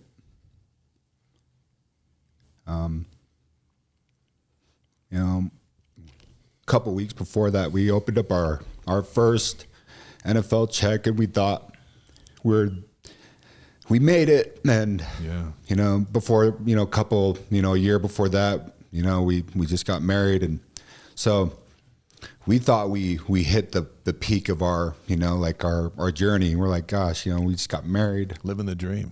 Yeah, you got to be with me my senior year. Got to go on our little vacation for our bowl games because if we had kids, all of our kids would have came too. But and then we get to the NFL together. So that moment just really showed me in life that the relationships that we have with our family members and brothers and sisters or spouses, especially your, for me in that case, my wife. Yeah. That means more than anything. And I knew right when I held her and we held each other and just cried it out. It's like, we're alive. We just laughed and we're like, you're alive and I'm alive. They tried, but they couldn't stop us, No, you can't stop the Langis. So, yeah. It's interesting that to make matters worse, you're home recovering with your wife and your team goes to the Super Bowl. Yeah. It's like, where's the justice in that? Well, it was awesome still to still be a part of a team to go see. And of course, I tried my best to be in meetings and do all that. But, for a good couple months there, we just sat next to each other like two planks. And, you couldn't laugh. You couldn't do anything because our bodies just hurt so bad. And, just said, hey, we still alive, I'm still here. You're still here, and so. And in the chat, Harvey, like right here from the fam, Rad and Lux say hi, Daddy. Oh, so they're watching it. They're Rad watching Lux, I love you guys so much. And they just saw their own picture. They should have just seen their own yeah, picture. you need to go to bed though, y'all. It's time for you to go to bed. Speaking of Rad and Lux and the whole family, tender mercies scattered throughout our calamities, right? You and Casti, starting your family was one of them. Yeah, it wasn't easy to get those kids into this world to join your family. Some miscarriages and complications, getting pregnant before the accident. Just another challenge that you guys went through. So you don't take that for granted, I don't think either. No. What was that like going through that? Well, right when we were dating, about to, we were engaged, I always just would tell her, hey, I need kids ASAP if we get married. Yeah. Even though I'm one of 10 kids and there's a lot of curses that come with a lot of kids. You don't ever own your own pair of shoes or your shirt. I get a shirt. All my 7 brothers get a new shirt. And you're fighting for the last piece of chicken or whatever. So people, there's 10 McCanns too. You're singing our song. Yeah. Oh yeah. So, but my parents were just such, they were workhorses, so they were never home. They're always having 2-3 jobs, just trying to hustle their way to get us through. And I always told my wife, I want to be a cool young parent, so I need kids ASAP so we can just be in their lives and be the cool parents. And, and we had a lot of problems. And once we got married of having kids, and I just remember after the last one, I just would, I'd have personal just prayers with myself and God, and just be like, yo, send one down, and I'm like, come on, like, what do I have to do? Like, I'm ready. Like, send one down. Like, what am I doing wrong? Like, I can take care of him or her. Bring him down. Yeah. And I just remember it was a very emotional, just blunt conversation that I just had with, in my personal time. And if they would have been here, that they would all been in car seats in the back of our little Mazda 3, Yeah. So interesting too, though. They didn't get here. There's this accident. You recover, and then all of a sudden, boom, here they come. Bam. Boom, they all start coming. They talk about a tender mercy of, I don't know why something horrible happened, but in the wake of something horrible, what you really, really wanted then came. Yeah. And that was, right when we recovered, my wife got pregnant with our oldest son, Rad. He just turned 4. Well, he's 4.5 now, turned 5 next year. And I knew that, hey, having a family, we can do that. And guess what? We've talked to many specialists, and every single specialist said I will never touch a gridiron again. But I had a feeling that, maybe, I had always this in the back of my mind, we're never going to have kids. But guess what? We've had a kid. All these specialists say we're never going to be on a gridiron. We're going to get on a gridiron. I can walk. I can talk. I'm going to rehab and all this. I don't care what any of the specialists say. We're going to get there somehow, some way. So you did. Yeah, you had this great determination. And people watch and they're like, oh, Harvey, great career at BYU, NFL guy. Some people maybe heard a little bit about this accident, but they have no idea what you guys went through, both with this quest to have children and then the accident, and what you had to do to get back. How has all of these experiences reinforced your faith? It wasn't coincidence that I needed that 100%. That from switching over to BYU all the way up till that accident, I knew every single trial that has happened with, you know, myself. And then when I got married, I needed that to get my faith where it's at. Growing up, being one of 10, I always was, I guess, the black sheep, and would always tell my mom and dad, I don't want to do that. I don't want to do this. They gave us our agency to choose, you know, our religious beliefs when we were 16. And I just sort of didn't want one. Right. And, you know, a lot of things that I knew if I didn't have, you know, God here to show me that he's constantly in my life and he's going to be no matter what. Even during these times where it took me from, you know, I was on the top of the top and took me all the way to the bottom of the bottom, it humbled me to show, hey, football's not what I care about. You know, you go into, you know, I went to University of Utah. I get kicked off the team. You know, no one really knows this. I got kicked off the team over there, and I made it back, of course, but you know, under wraps, I got kicked off. I was partying. I was doing a lot of things I shouldn't have done, and then I had a sibling that gets in trouble, and he gets, you know, put away for a period of time. And I just remember, like, my life is not going where I should go. And then boom, I get the feeling in my heart to pull over and say a prayer. I pull over and say a prayer for the first time in years. You know, at the point when I was a freshman at the U, I never did this. You know, I went away from the church and away from religion for a while. And then I felt the Holy Ghost tell you, hey, pull over. And I pulled over, and I just cried again. I'm like, what do you want from me? I'm one of the first to get to D1. Yeah. And 72, I have 72 first cousins. I'm one of the first in my whole family to do this. I'm one of the first to do this. And I'm doing everything that my parents said I needed to do, and I'm doing it. And I'm not getting blessed. Like, what else do you want? And he said, go serve my people. And I always remember growing up when we would have family home evenings or family meetings, I would always tell my parents, hey, you have 9 other missionaries. I'm not one of them. You know, you have 9 other kids are going to get married in the temple. I'm not one of them. Just letting you know now, you know. And, you know, I was that type of, you know, kid growing up. I was a heartache for my mom. But I just remember going to my mom and said, hey, I'm going to go serve a mission.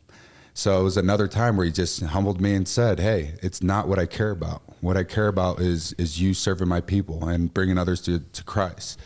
And from off to Florida? Yeah, off to Florida. And then coming here and then all those other trials, it's just the same story over and over of just him reminding me that I have a bigger calling in this life than what I think it is on earth, you know what I mean, with all the temporal things.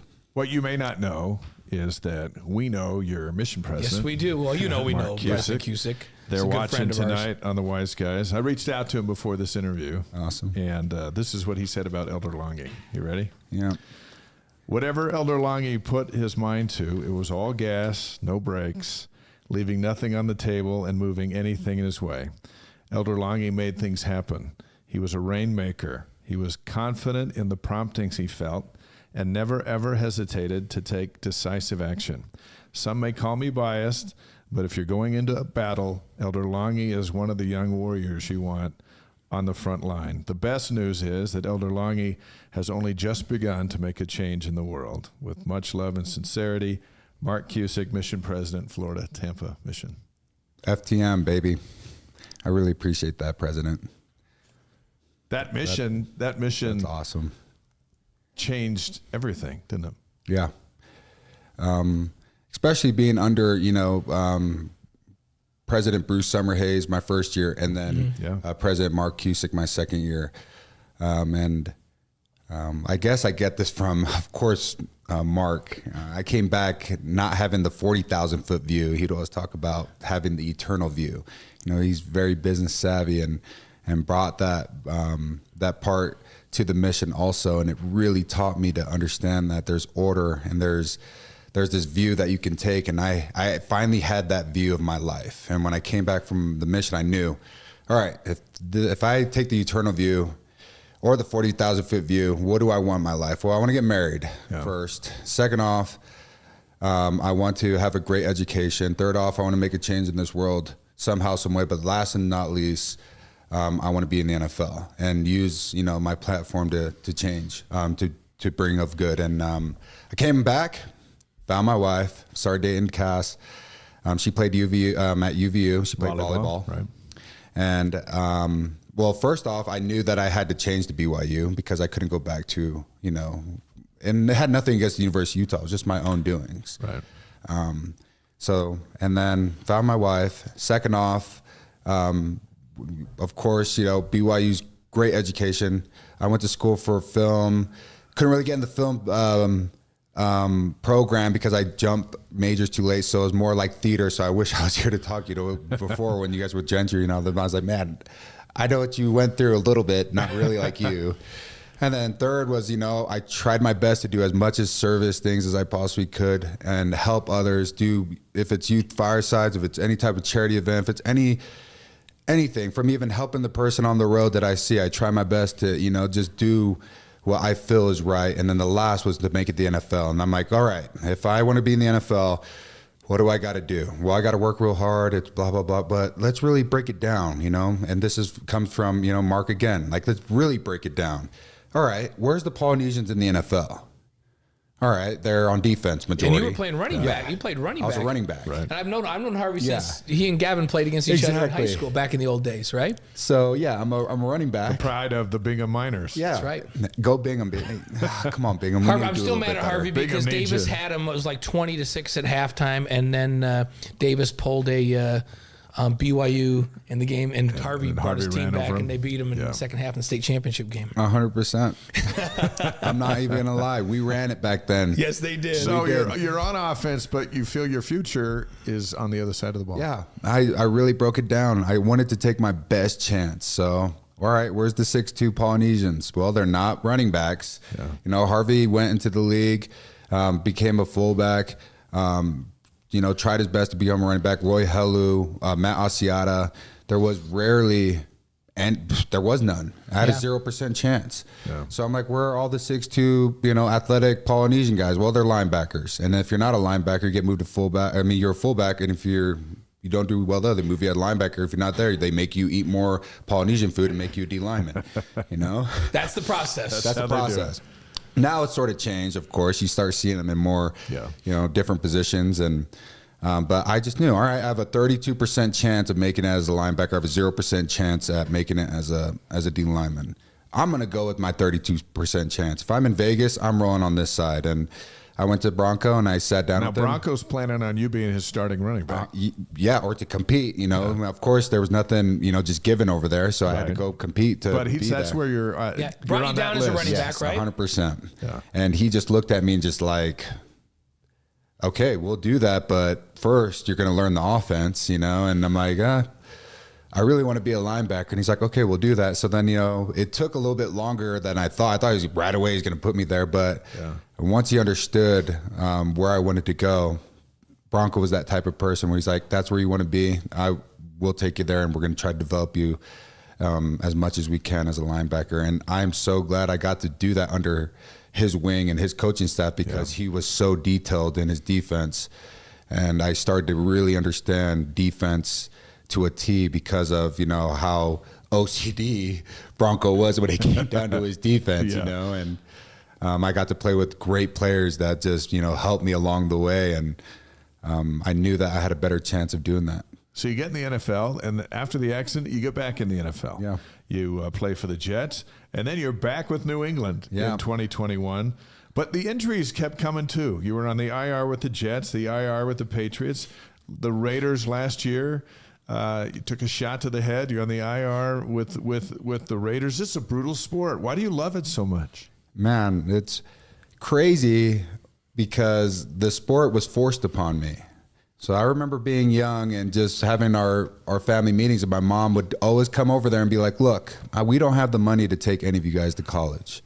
Your dad and I did not sacrifice to come all the way from the islands here for you guys to just be sitting around and to just have normal, mediocre jobs. You guys are here to go get an education, and you're here to make a change, and not only the world, but our family, and to teach the generations under us that it's okay to climb the economical ladder, but the educational ladder. Yeah. And education was number one. So she's like, we don't have the money, so choose something. And I remember this from the very young age, that every time, choose whatever it is. If it's rugby, is it football, is it golf? Tony Finau and my family. So his grandma, my grandma are sisters. So we started golf with them. I didn't like it. Yeah. Jabari Parker, his grandma and my grandma are sisters. And we tried basketball. I'd foul out by the first quarter. We tried. I could see Harvey fouling out in the first quarter. Absolutely. So you go down the list. I tried everything from rugby to the debate team, man. I thought, man, I argue, I'm the best. Yeah. Nope. Track and field. I tried everything. When it came down to football, somehow, some way, I knew, like, oh, I like this. Yeah. And maybe this is the one that I can really develop myself and get my scholarship, so my parents don't have to pay for my schooling. So that was forced upon me, but then it also became a passion and love. So that's why I love it so much. You come home from your mission, you tell your parents you're going to BYU, you're on scholarship. That had to have been a pretty cool conversation. Yeah. And well, when we very first so crazy thing is, my very first scholarship was given to me by Gary Anderson at the University of Utah. Yeah. So I'm a 9th grader and I'm playing running back, but I'm also playing DB, and I'm balling out at their camp at DB. And I remember Gary and Kalani and all them were all over there, and Gary was the one who was in charge of me, my group. Yeah. And he went and talked to Kalani, and he went and talked to the other guys that were over there, and they all came and talked to me, and they're like, yo, you need to come talk to Coach Whittingham. And I thought I was just in trouble. I would slide a core power here and a power rate here, an extra one. I'm like, dude, they caught me, man. Like they say take one, I took like 2 or 3. I'm like, dude, my brothers want some, it's not only for me, Yeah. So I'm like, oh, they caught me. They knew that I'm taking the extras. And I go sit down, and Kyle's like, hey, we want to offer you a scholarship here. Where's your parents? And I'm just like, a scholarship?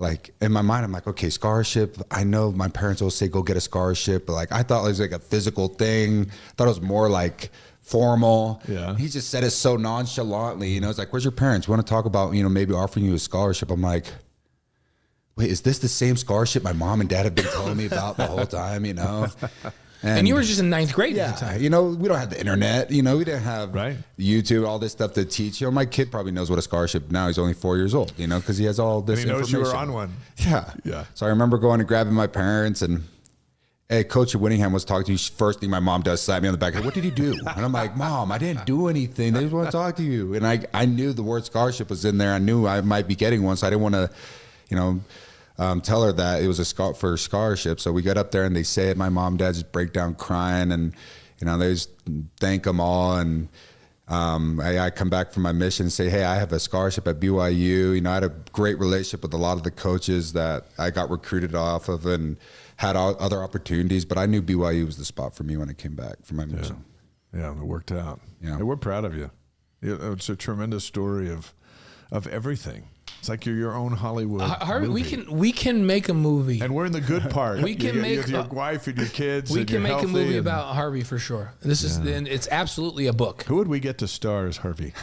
Harvey has to play himself. You think? In this movie for sure. Yeah. Oh yeah. Who can play Harvey? Harvey? Let's get Hinckley. Let's get Falau. He's so buff, man. We need someone just ripped out of his mind, because I always wish I got there, but it took me to do a bunch of NFL workouts to finally get abs. We could do the dude from Creed.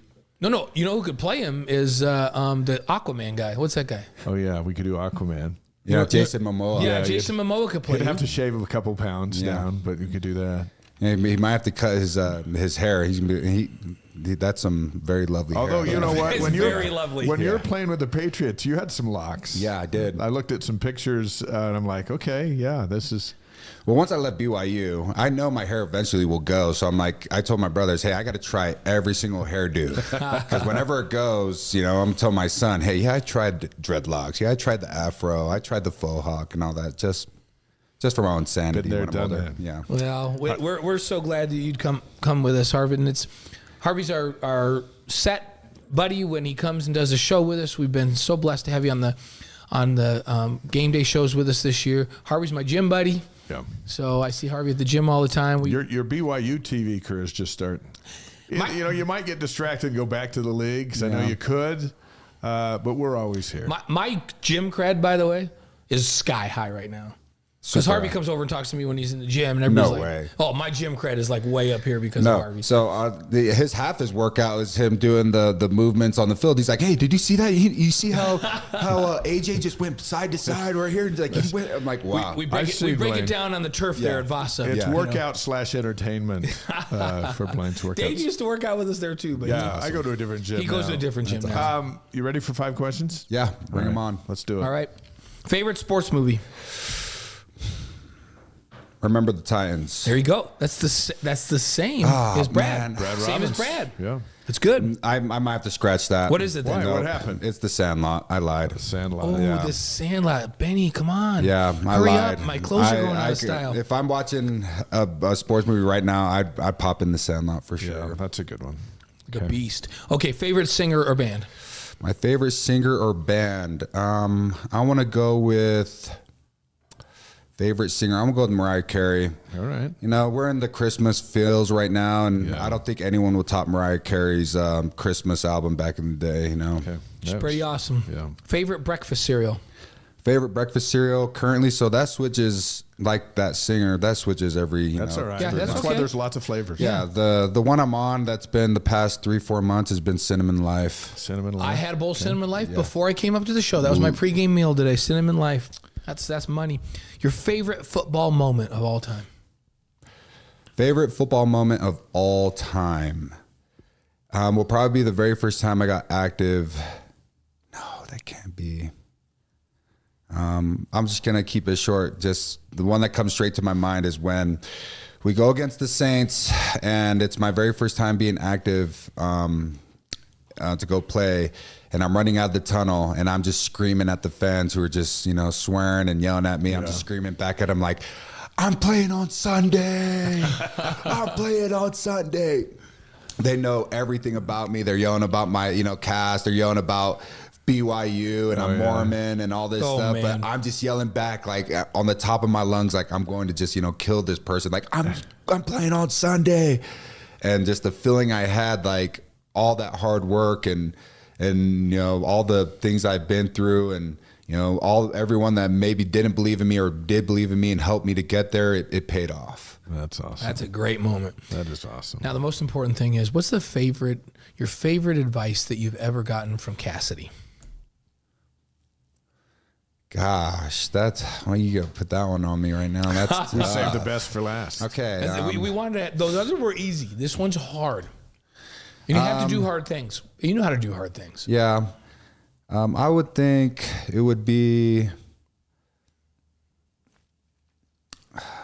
I don't know if it should be. She says a bunch of funny things to me too. You can share that too. I think. Well, she always tells me when I do anything dumb or anything like that, she just says, just remember, you're not only representing yourself, you represent me and our kids. Just think of the family first and put the family first before you decide on anything. So I think that's a big advice that she tells me. So we remind our nephews before they go up to the plate, we go, remember, you represent all of us up there. Yeah. So drive it somewhere. I think what Brenda's advice to me is always this. You know, when I'm telling you all this stuff, I don't need a solution or an answer.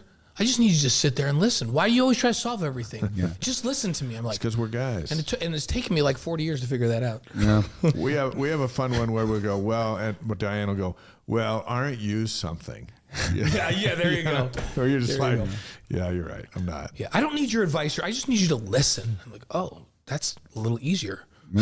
But hard for guys to do. No, it's hard. We want to fix everything right now. We're gonna fix it. No, do not fix it. Just listen.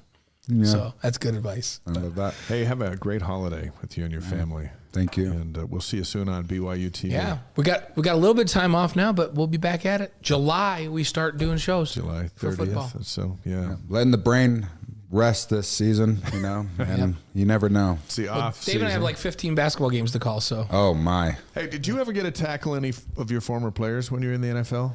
Did you ever come across Taysom or Jamal or any of those guys? I was so close to Taysom so many times. That's what a lot of people say. Golly. And I would even tell him right when I would get close to him and he would throw the ball or something like that. And he's like, nope, you did it. You didn't get me. You didn't get me. Right in the middle of the game, you guys are talking? He talks so, his trash talk is just so simple. It's like, it gets me fired up. I'm like, I'm going to get you one time, I promise you, so no. Did you play against Jamal at all? I haven't. I never played against Jamal. Never really came across Jamal. Who else plays offense? Tyler, but Tyler's now. Back then, it was just, I can't remember anyone Most else. of BYU's guys the big guys are, Fred and Sione, and like everybody's on D. Yeah, a lot of defensive dudes. Yeah. So. It's crazy now. Every team's got a BYU guy, it seems. A few years back, there was just a few of you in there.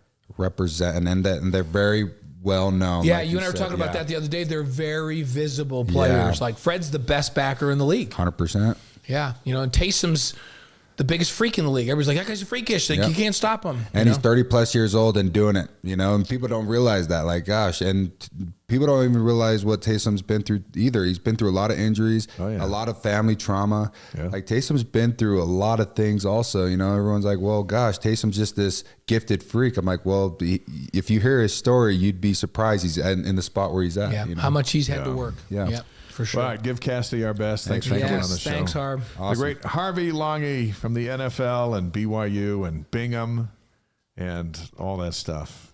Great to have you with us. Again, next week, our guests include David Nixon and Doug Wilkes. Doug Wilkes, the editor of the Deseret News. Bronson Kafusi will be with us later in December. Ross Oppo as well as we march closer to the holidays. By the way, this week in the NFL, a couple of notable things, and maybe most notable, is Andy Reid becomes the winningest coach in Chiefs franchise history with 137 victories. He's also the winningest coach in the Eagles franchise history, so now he's got 2. That is remarkable. And you know what? We all know that Andy's a first ballot Hall of Famer. It's remarkable what Andy has done in his career. And who says that nice guys finish last, right? Yeah. Because Andy is a remarkable human being that has done it the right way always, and he just continues to make history. Sunday, Michael Davis and the Chargers play the Patriots. Blake Freeland and the Colts are at the Titans. The Lions are at the Saints, so you got Taysom and Jamal and Danny. David Nixon's going down to watch that one, taking his boys. And interesting, when we say Taysom and Jamal, we don't even have to say the last name. No. And really Danny either. Everybody knows it's Danny Sorensen. Yeah. So Falcons with Tyler Algiers at the Jets. And we just don't know what direction the Jets are going now.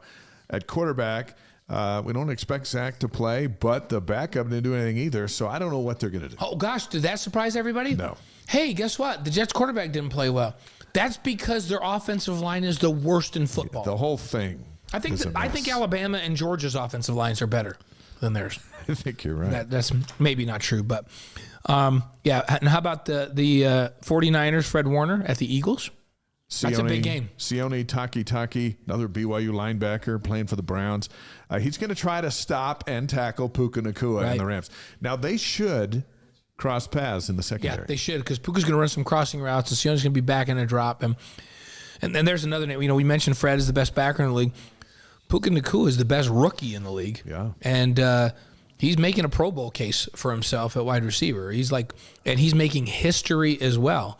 One of the all-time rookie best wide receivers in the history of that league. He's on my fantasy team. We didn't do much last week, so Puka, I need you this weekend. He'll step it up. Don't worry about it. And then the Chiefs, we mentioned Andy Reid at the Packers, Zane Anderson with the Packers. They'll be, and Zane did play for Andy at the Chiefs there for a period of time. Final minutes of our show. Let's go on this day, November 28th. Can you believe it's next week? Later this week is December. Friday's December 1st. So in December, I'm not going to have a cold. So that's my goal. That's good because it's such a warm month. My goal for December is to not have a cold. On this day, November 28th, 1775, the Second Continental Congress established the Continental Navy. Yeah, how about that? And how about in 1893, New Zealand, like this I did not know. New Zealand is the first country to allow women to vote in a national election. It took until 1893 for someone to break through. New Zealand does this first, so Now, 2 years later, 1895, the first auto race in the United States. There were 6 cars. They went 55 miles from Chicago to Evanston and back. And Frank Duryea won the race with an average speed of 7 miles an hour. Like, people run that fast. They run 20 miles an hour. Think about it. Now Indy cars will go 220. Yeah. But back in 1895, they didn't go that fast. And Frank Duryea is the first U.S. racing champion. Let's think about that. 7 miles an hour, 55 miles. I think our world-ranked marathoners run faster than that, don't they? Wouldn't they putter out after 26? There's some ultra-marathoners that run 50. They might have been able to beat a car. They might have been able. Frank would have had to hit the gas pedal. So now this is going to surprise everybody. 1954, the first pro football game was played in the Netherlands. What were they doing over there in the Netherlands playing football? I don't know. We were just in the Netherlands not that long ago, and it's a beautiful place, but I had no idea that the first pro football game was played there in 1954. 1960, CBS Radio, get this, expands We shouldn't say I don't know if I said that right. They had their first pro football game. Yeah. Right. The first pro football game was played right long before that in the United States, but the first pro football game in the Netherlands was in 1954. So 1960, CBS Radio expands its hourly news coverage from 5 minutes to 10 minutes. Now it's 24/7 on all these channels. Everywhere. So how about that? Man, what? We're getting 10 minutes of news? That's ridiculous. Yeah. How about 1989? Ricky Henderson signs a record $3 million a year contract with the A's. $3 million. What did the Yankee Aaron Judge get this year? Was it $50 million or something like that? They signed multi-$100 million deals. I think Zach Wilson's signing bonus was $10 million. Oh, yeah. Yeah. So there you go. But back then, 1989, which doesn't seem that far away, that was it. And that guy if he got on first, he was getting on second because he was going to steal it. Birthdays on November 28th, 1943, Randy Newman. Who's Randy Newman? Well, have you heard of the song, You Got a Friend in Me? You got a friend in me. Or Short People, which is a classic. You got a friend indeed. That's from the movie with Woody and... Oh, yeah. Toy Story. Toy Story. When Sean Bradley was here at BYU, 7-6, I had to do a music video for my class or for something, I don't know what, and I used the song Short People. Yeah. And it just put all his record-setting blocks as he just swatted one guy after the other to Randy Newman's song Short People. If you don't know it, like if we had a piano here, go to YouTube. I know that one on piano. Short people got nobody. Yeah, we could do that one for you. I know it's a shock that I can play the piano, but November 28th, deaths. On November 28th, 1939, James Naismith, the inventor of basketball and football helmets. I knew he was the inventor of basketball, but I did not know he invented the football helmet. Big 12 school is he from? Well, I want to say Kansas. He's Kansas, yeah. There's the John Wooden Award for the nation's best player. There's also the Naismith Trophy winner. Who is BYU's lone Naismith I know winner? the answer to this, and it's not Danny Ainge. No. I thought Danny Ainge. Danny Ainge won the Wooden Award, right? Yeah. But Jimmer Fredette is the Naismith Award winner. And then Jimmer and Ainge each won the John Wooden Award. That's right. So the Wise Guys Inspirational. I'm not sure the Naismith Award existed when Danny was around. Maybe not. But Jimmer got it in 2011 when, by the way, Brad Robbins was dating his future wife, Shay, right in the middle of Jimmer Mania, as we learned earlier tonight. Our Wise Guys Inspirational Quote of the Week is from James Naismith. He says, I'm sure that no man can derive more pleasure from money or power than I do from seeing a pair of basketball goals in some out-of-the-way place. Like he's driving across the plains of Indiana. Indiana. There's a hoop on the side of a barn. And he's like, I invented this game. That's all I need right there.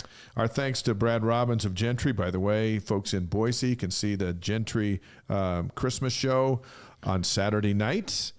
And I think it's Idaho Falls Saturday night, and then Boise.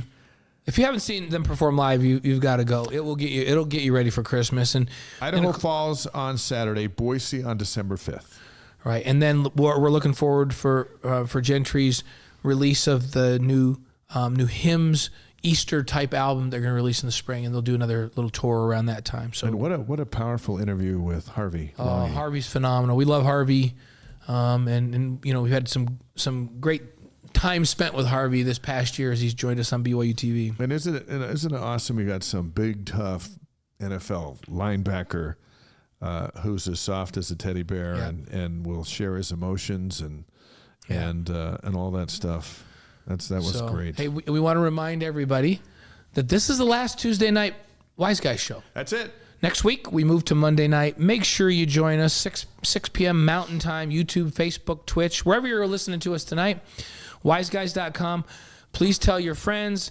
Let's quadruple our audience as we move to family night on Monday night. That's the goal. Yeah, I think that'll be awesome. Pop some popcorn, get some soda, and join the Wise Guys. On Monday nights. So we just got an update. BYU women are trying to stay undefeated. They're over at Wyoming right now. They've been trailing all game long, and they just took the lead, right? And they're in the fourth quarter, so we wish Amber Whiting and the Cougs the best. David Nixon, Doug Wilkes are going to join us next week as we launch into Monday and December. Our podcast is up tomorrow. We encourage you to share it with everybody, and again, let everybody know we're moving on Mondays. We're going to have some social media stuff on there. For you who won the shoes, congratulations. We're going to have more giveaways with our partner Gig, Scott Warner, and so we're excited about that as well. Yep, there you go. Hey, thanks for joining us this week, everybody that was out there. We're all better for it with the guests that we had tonight. It was great. That was good. We'll see you next week. See you next week.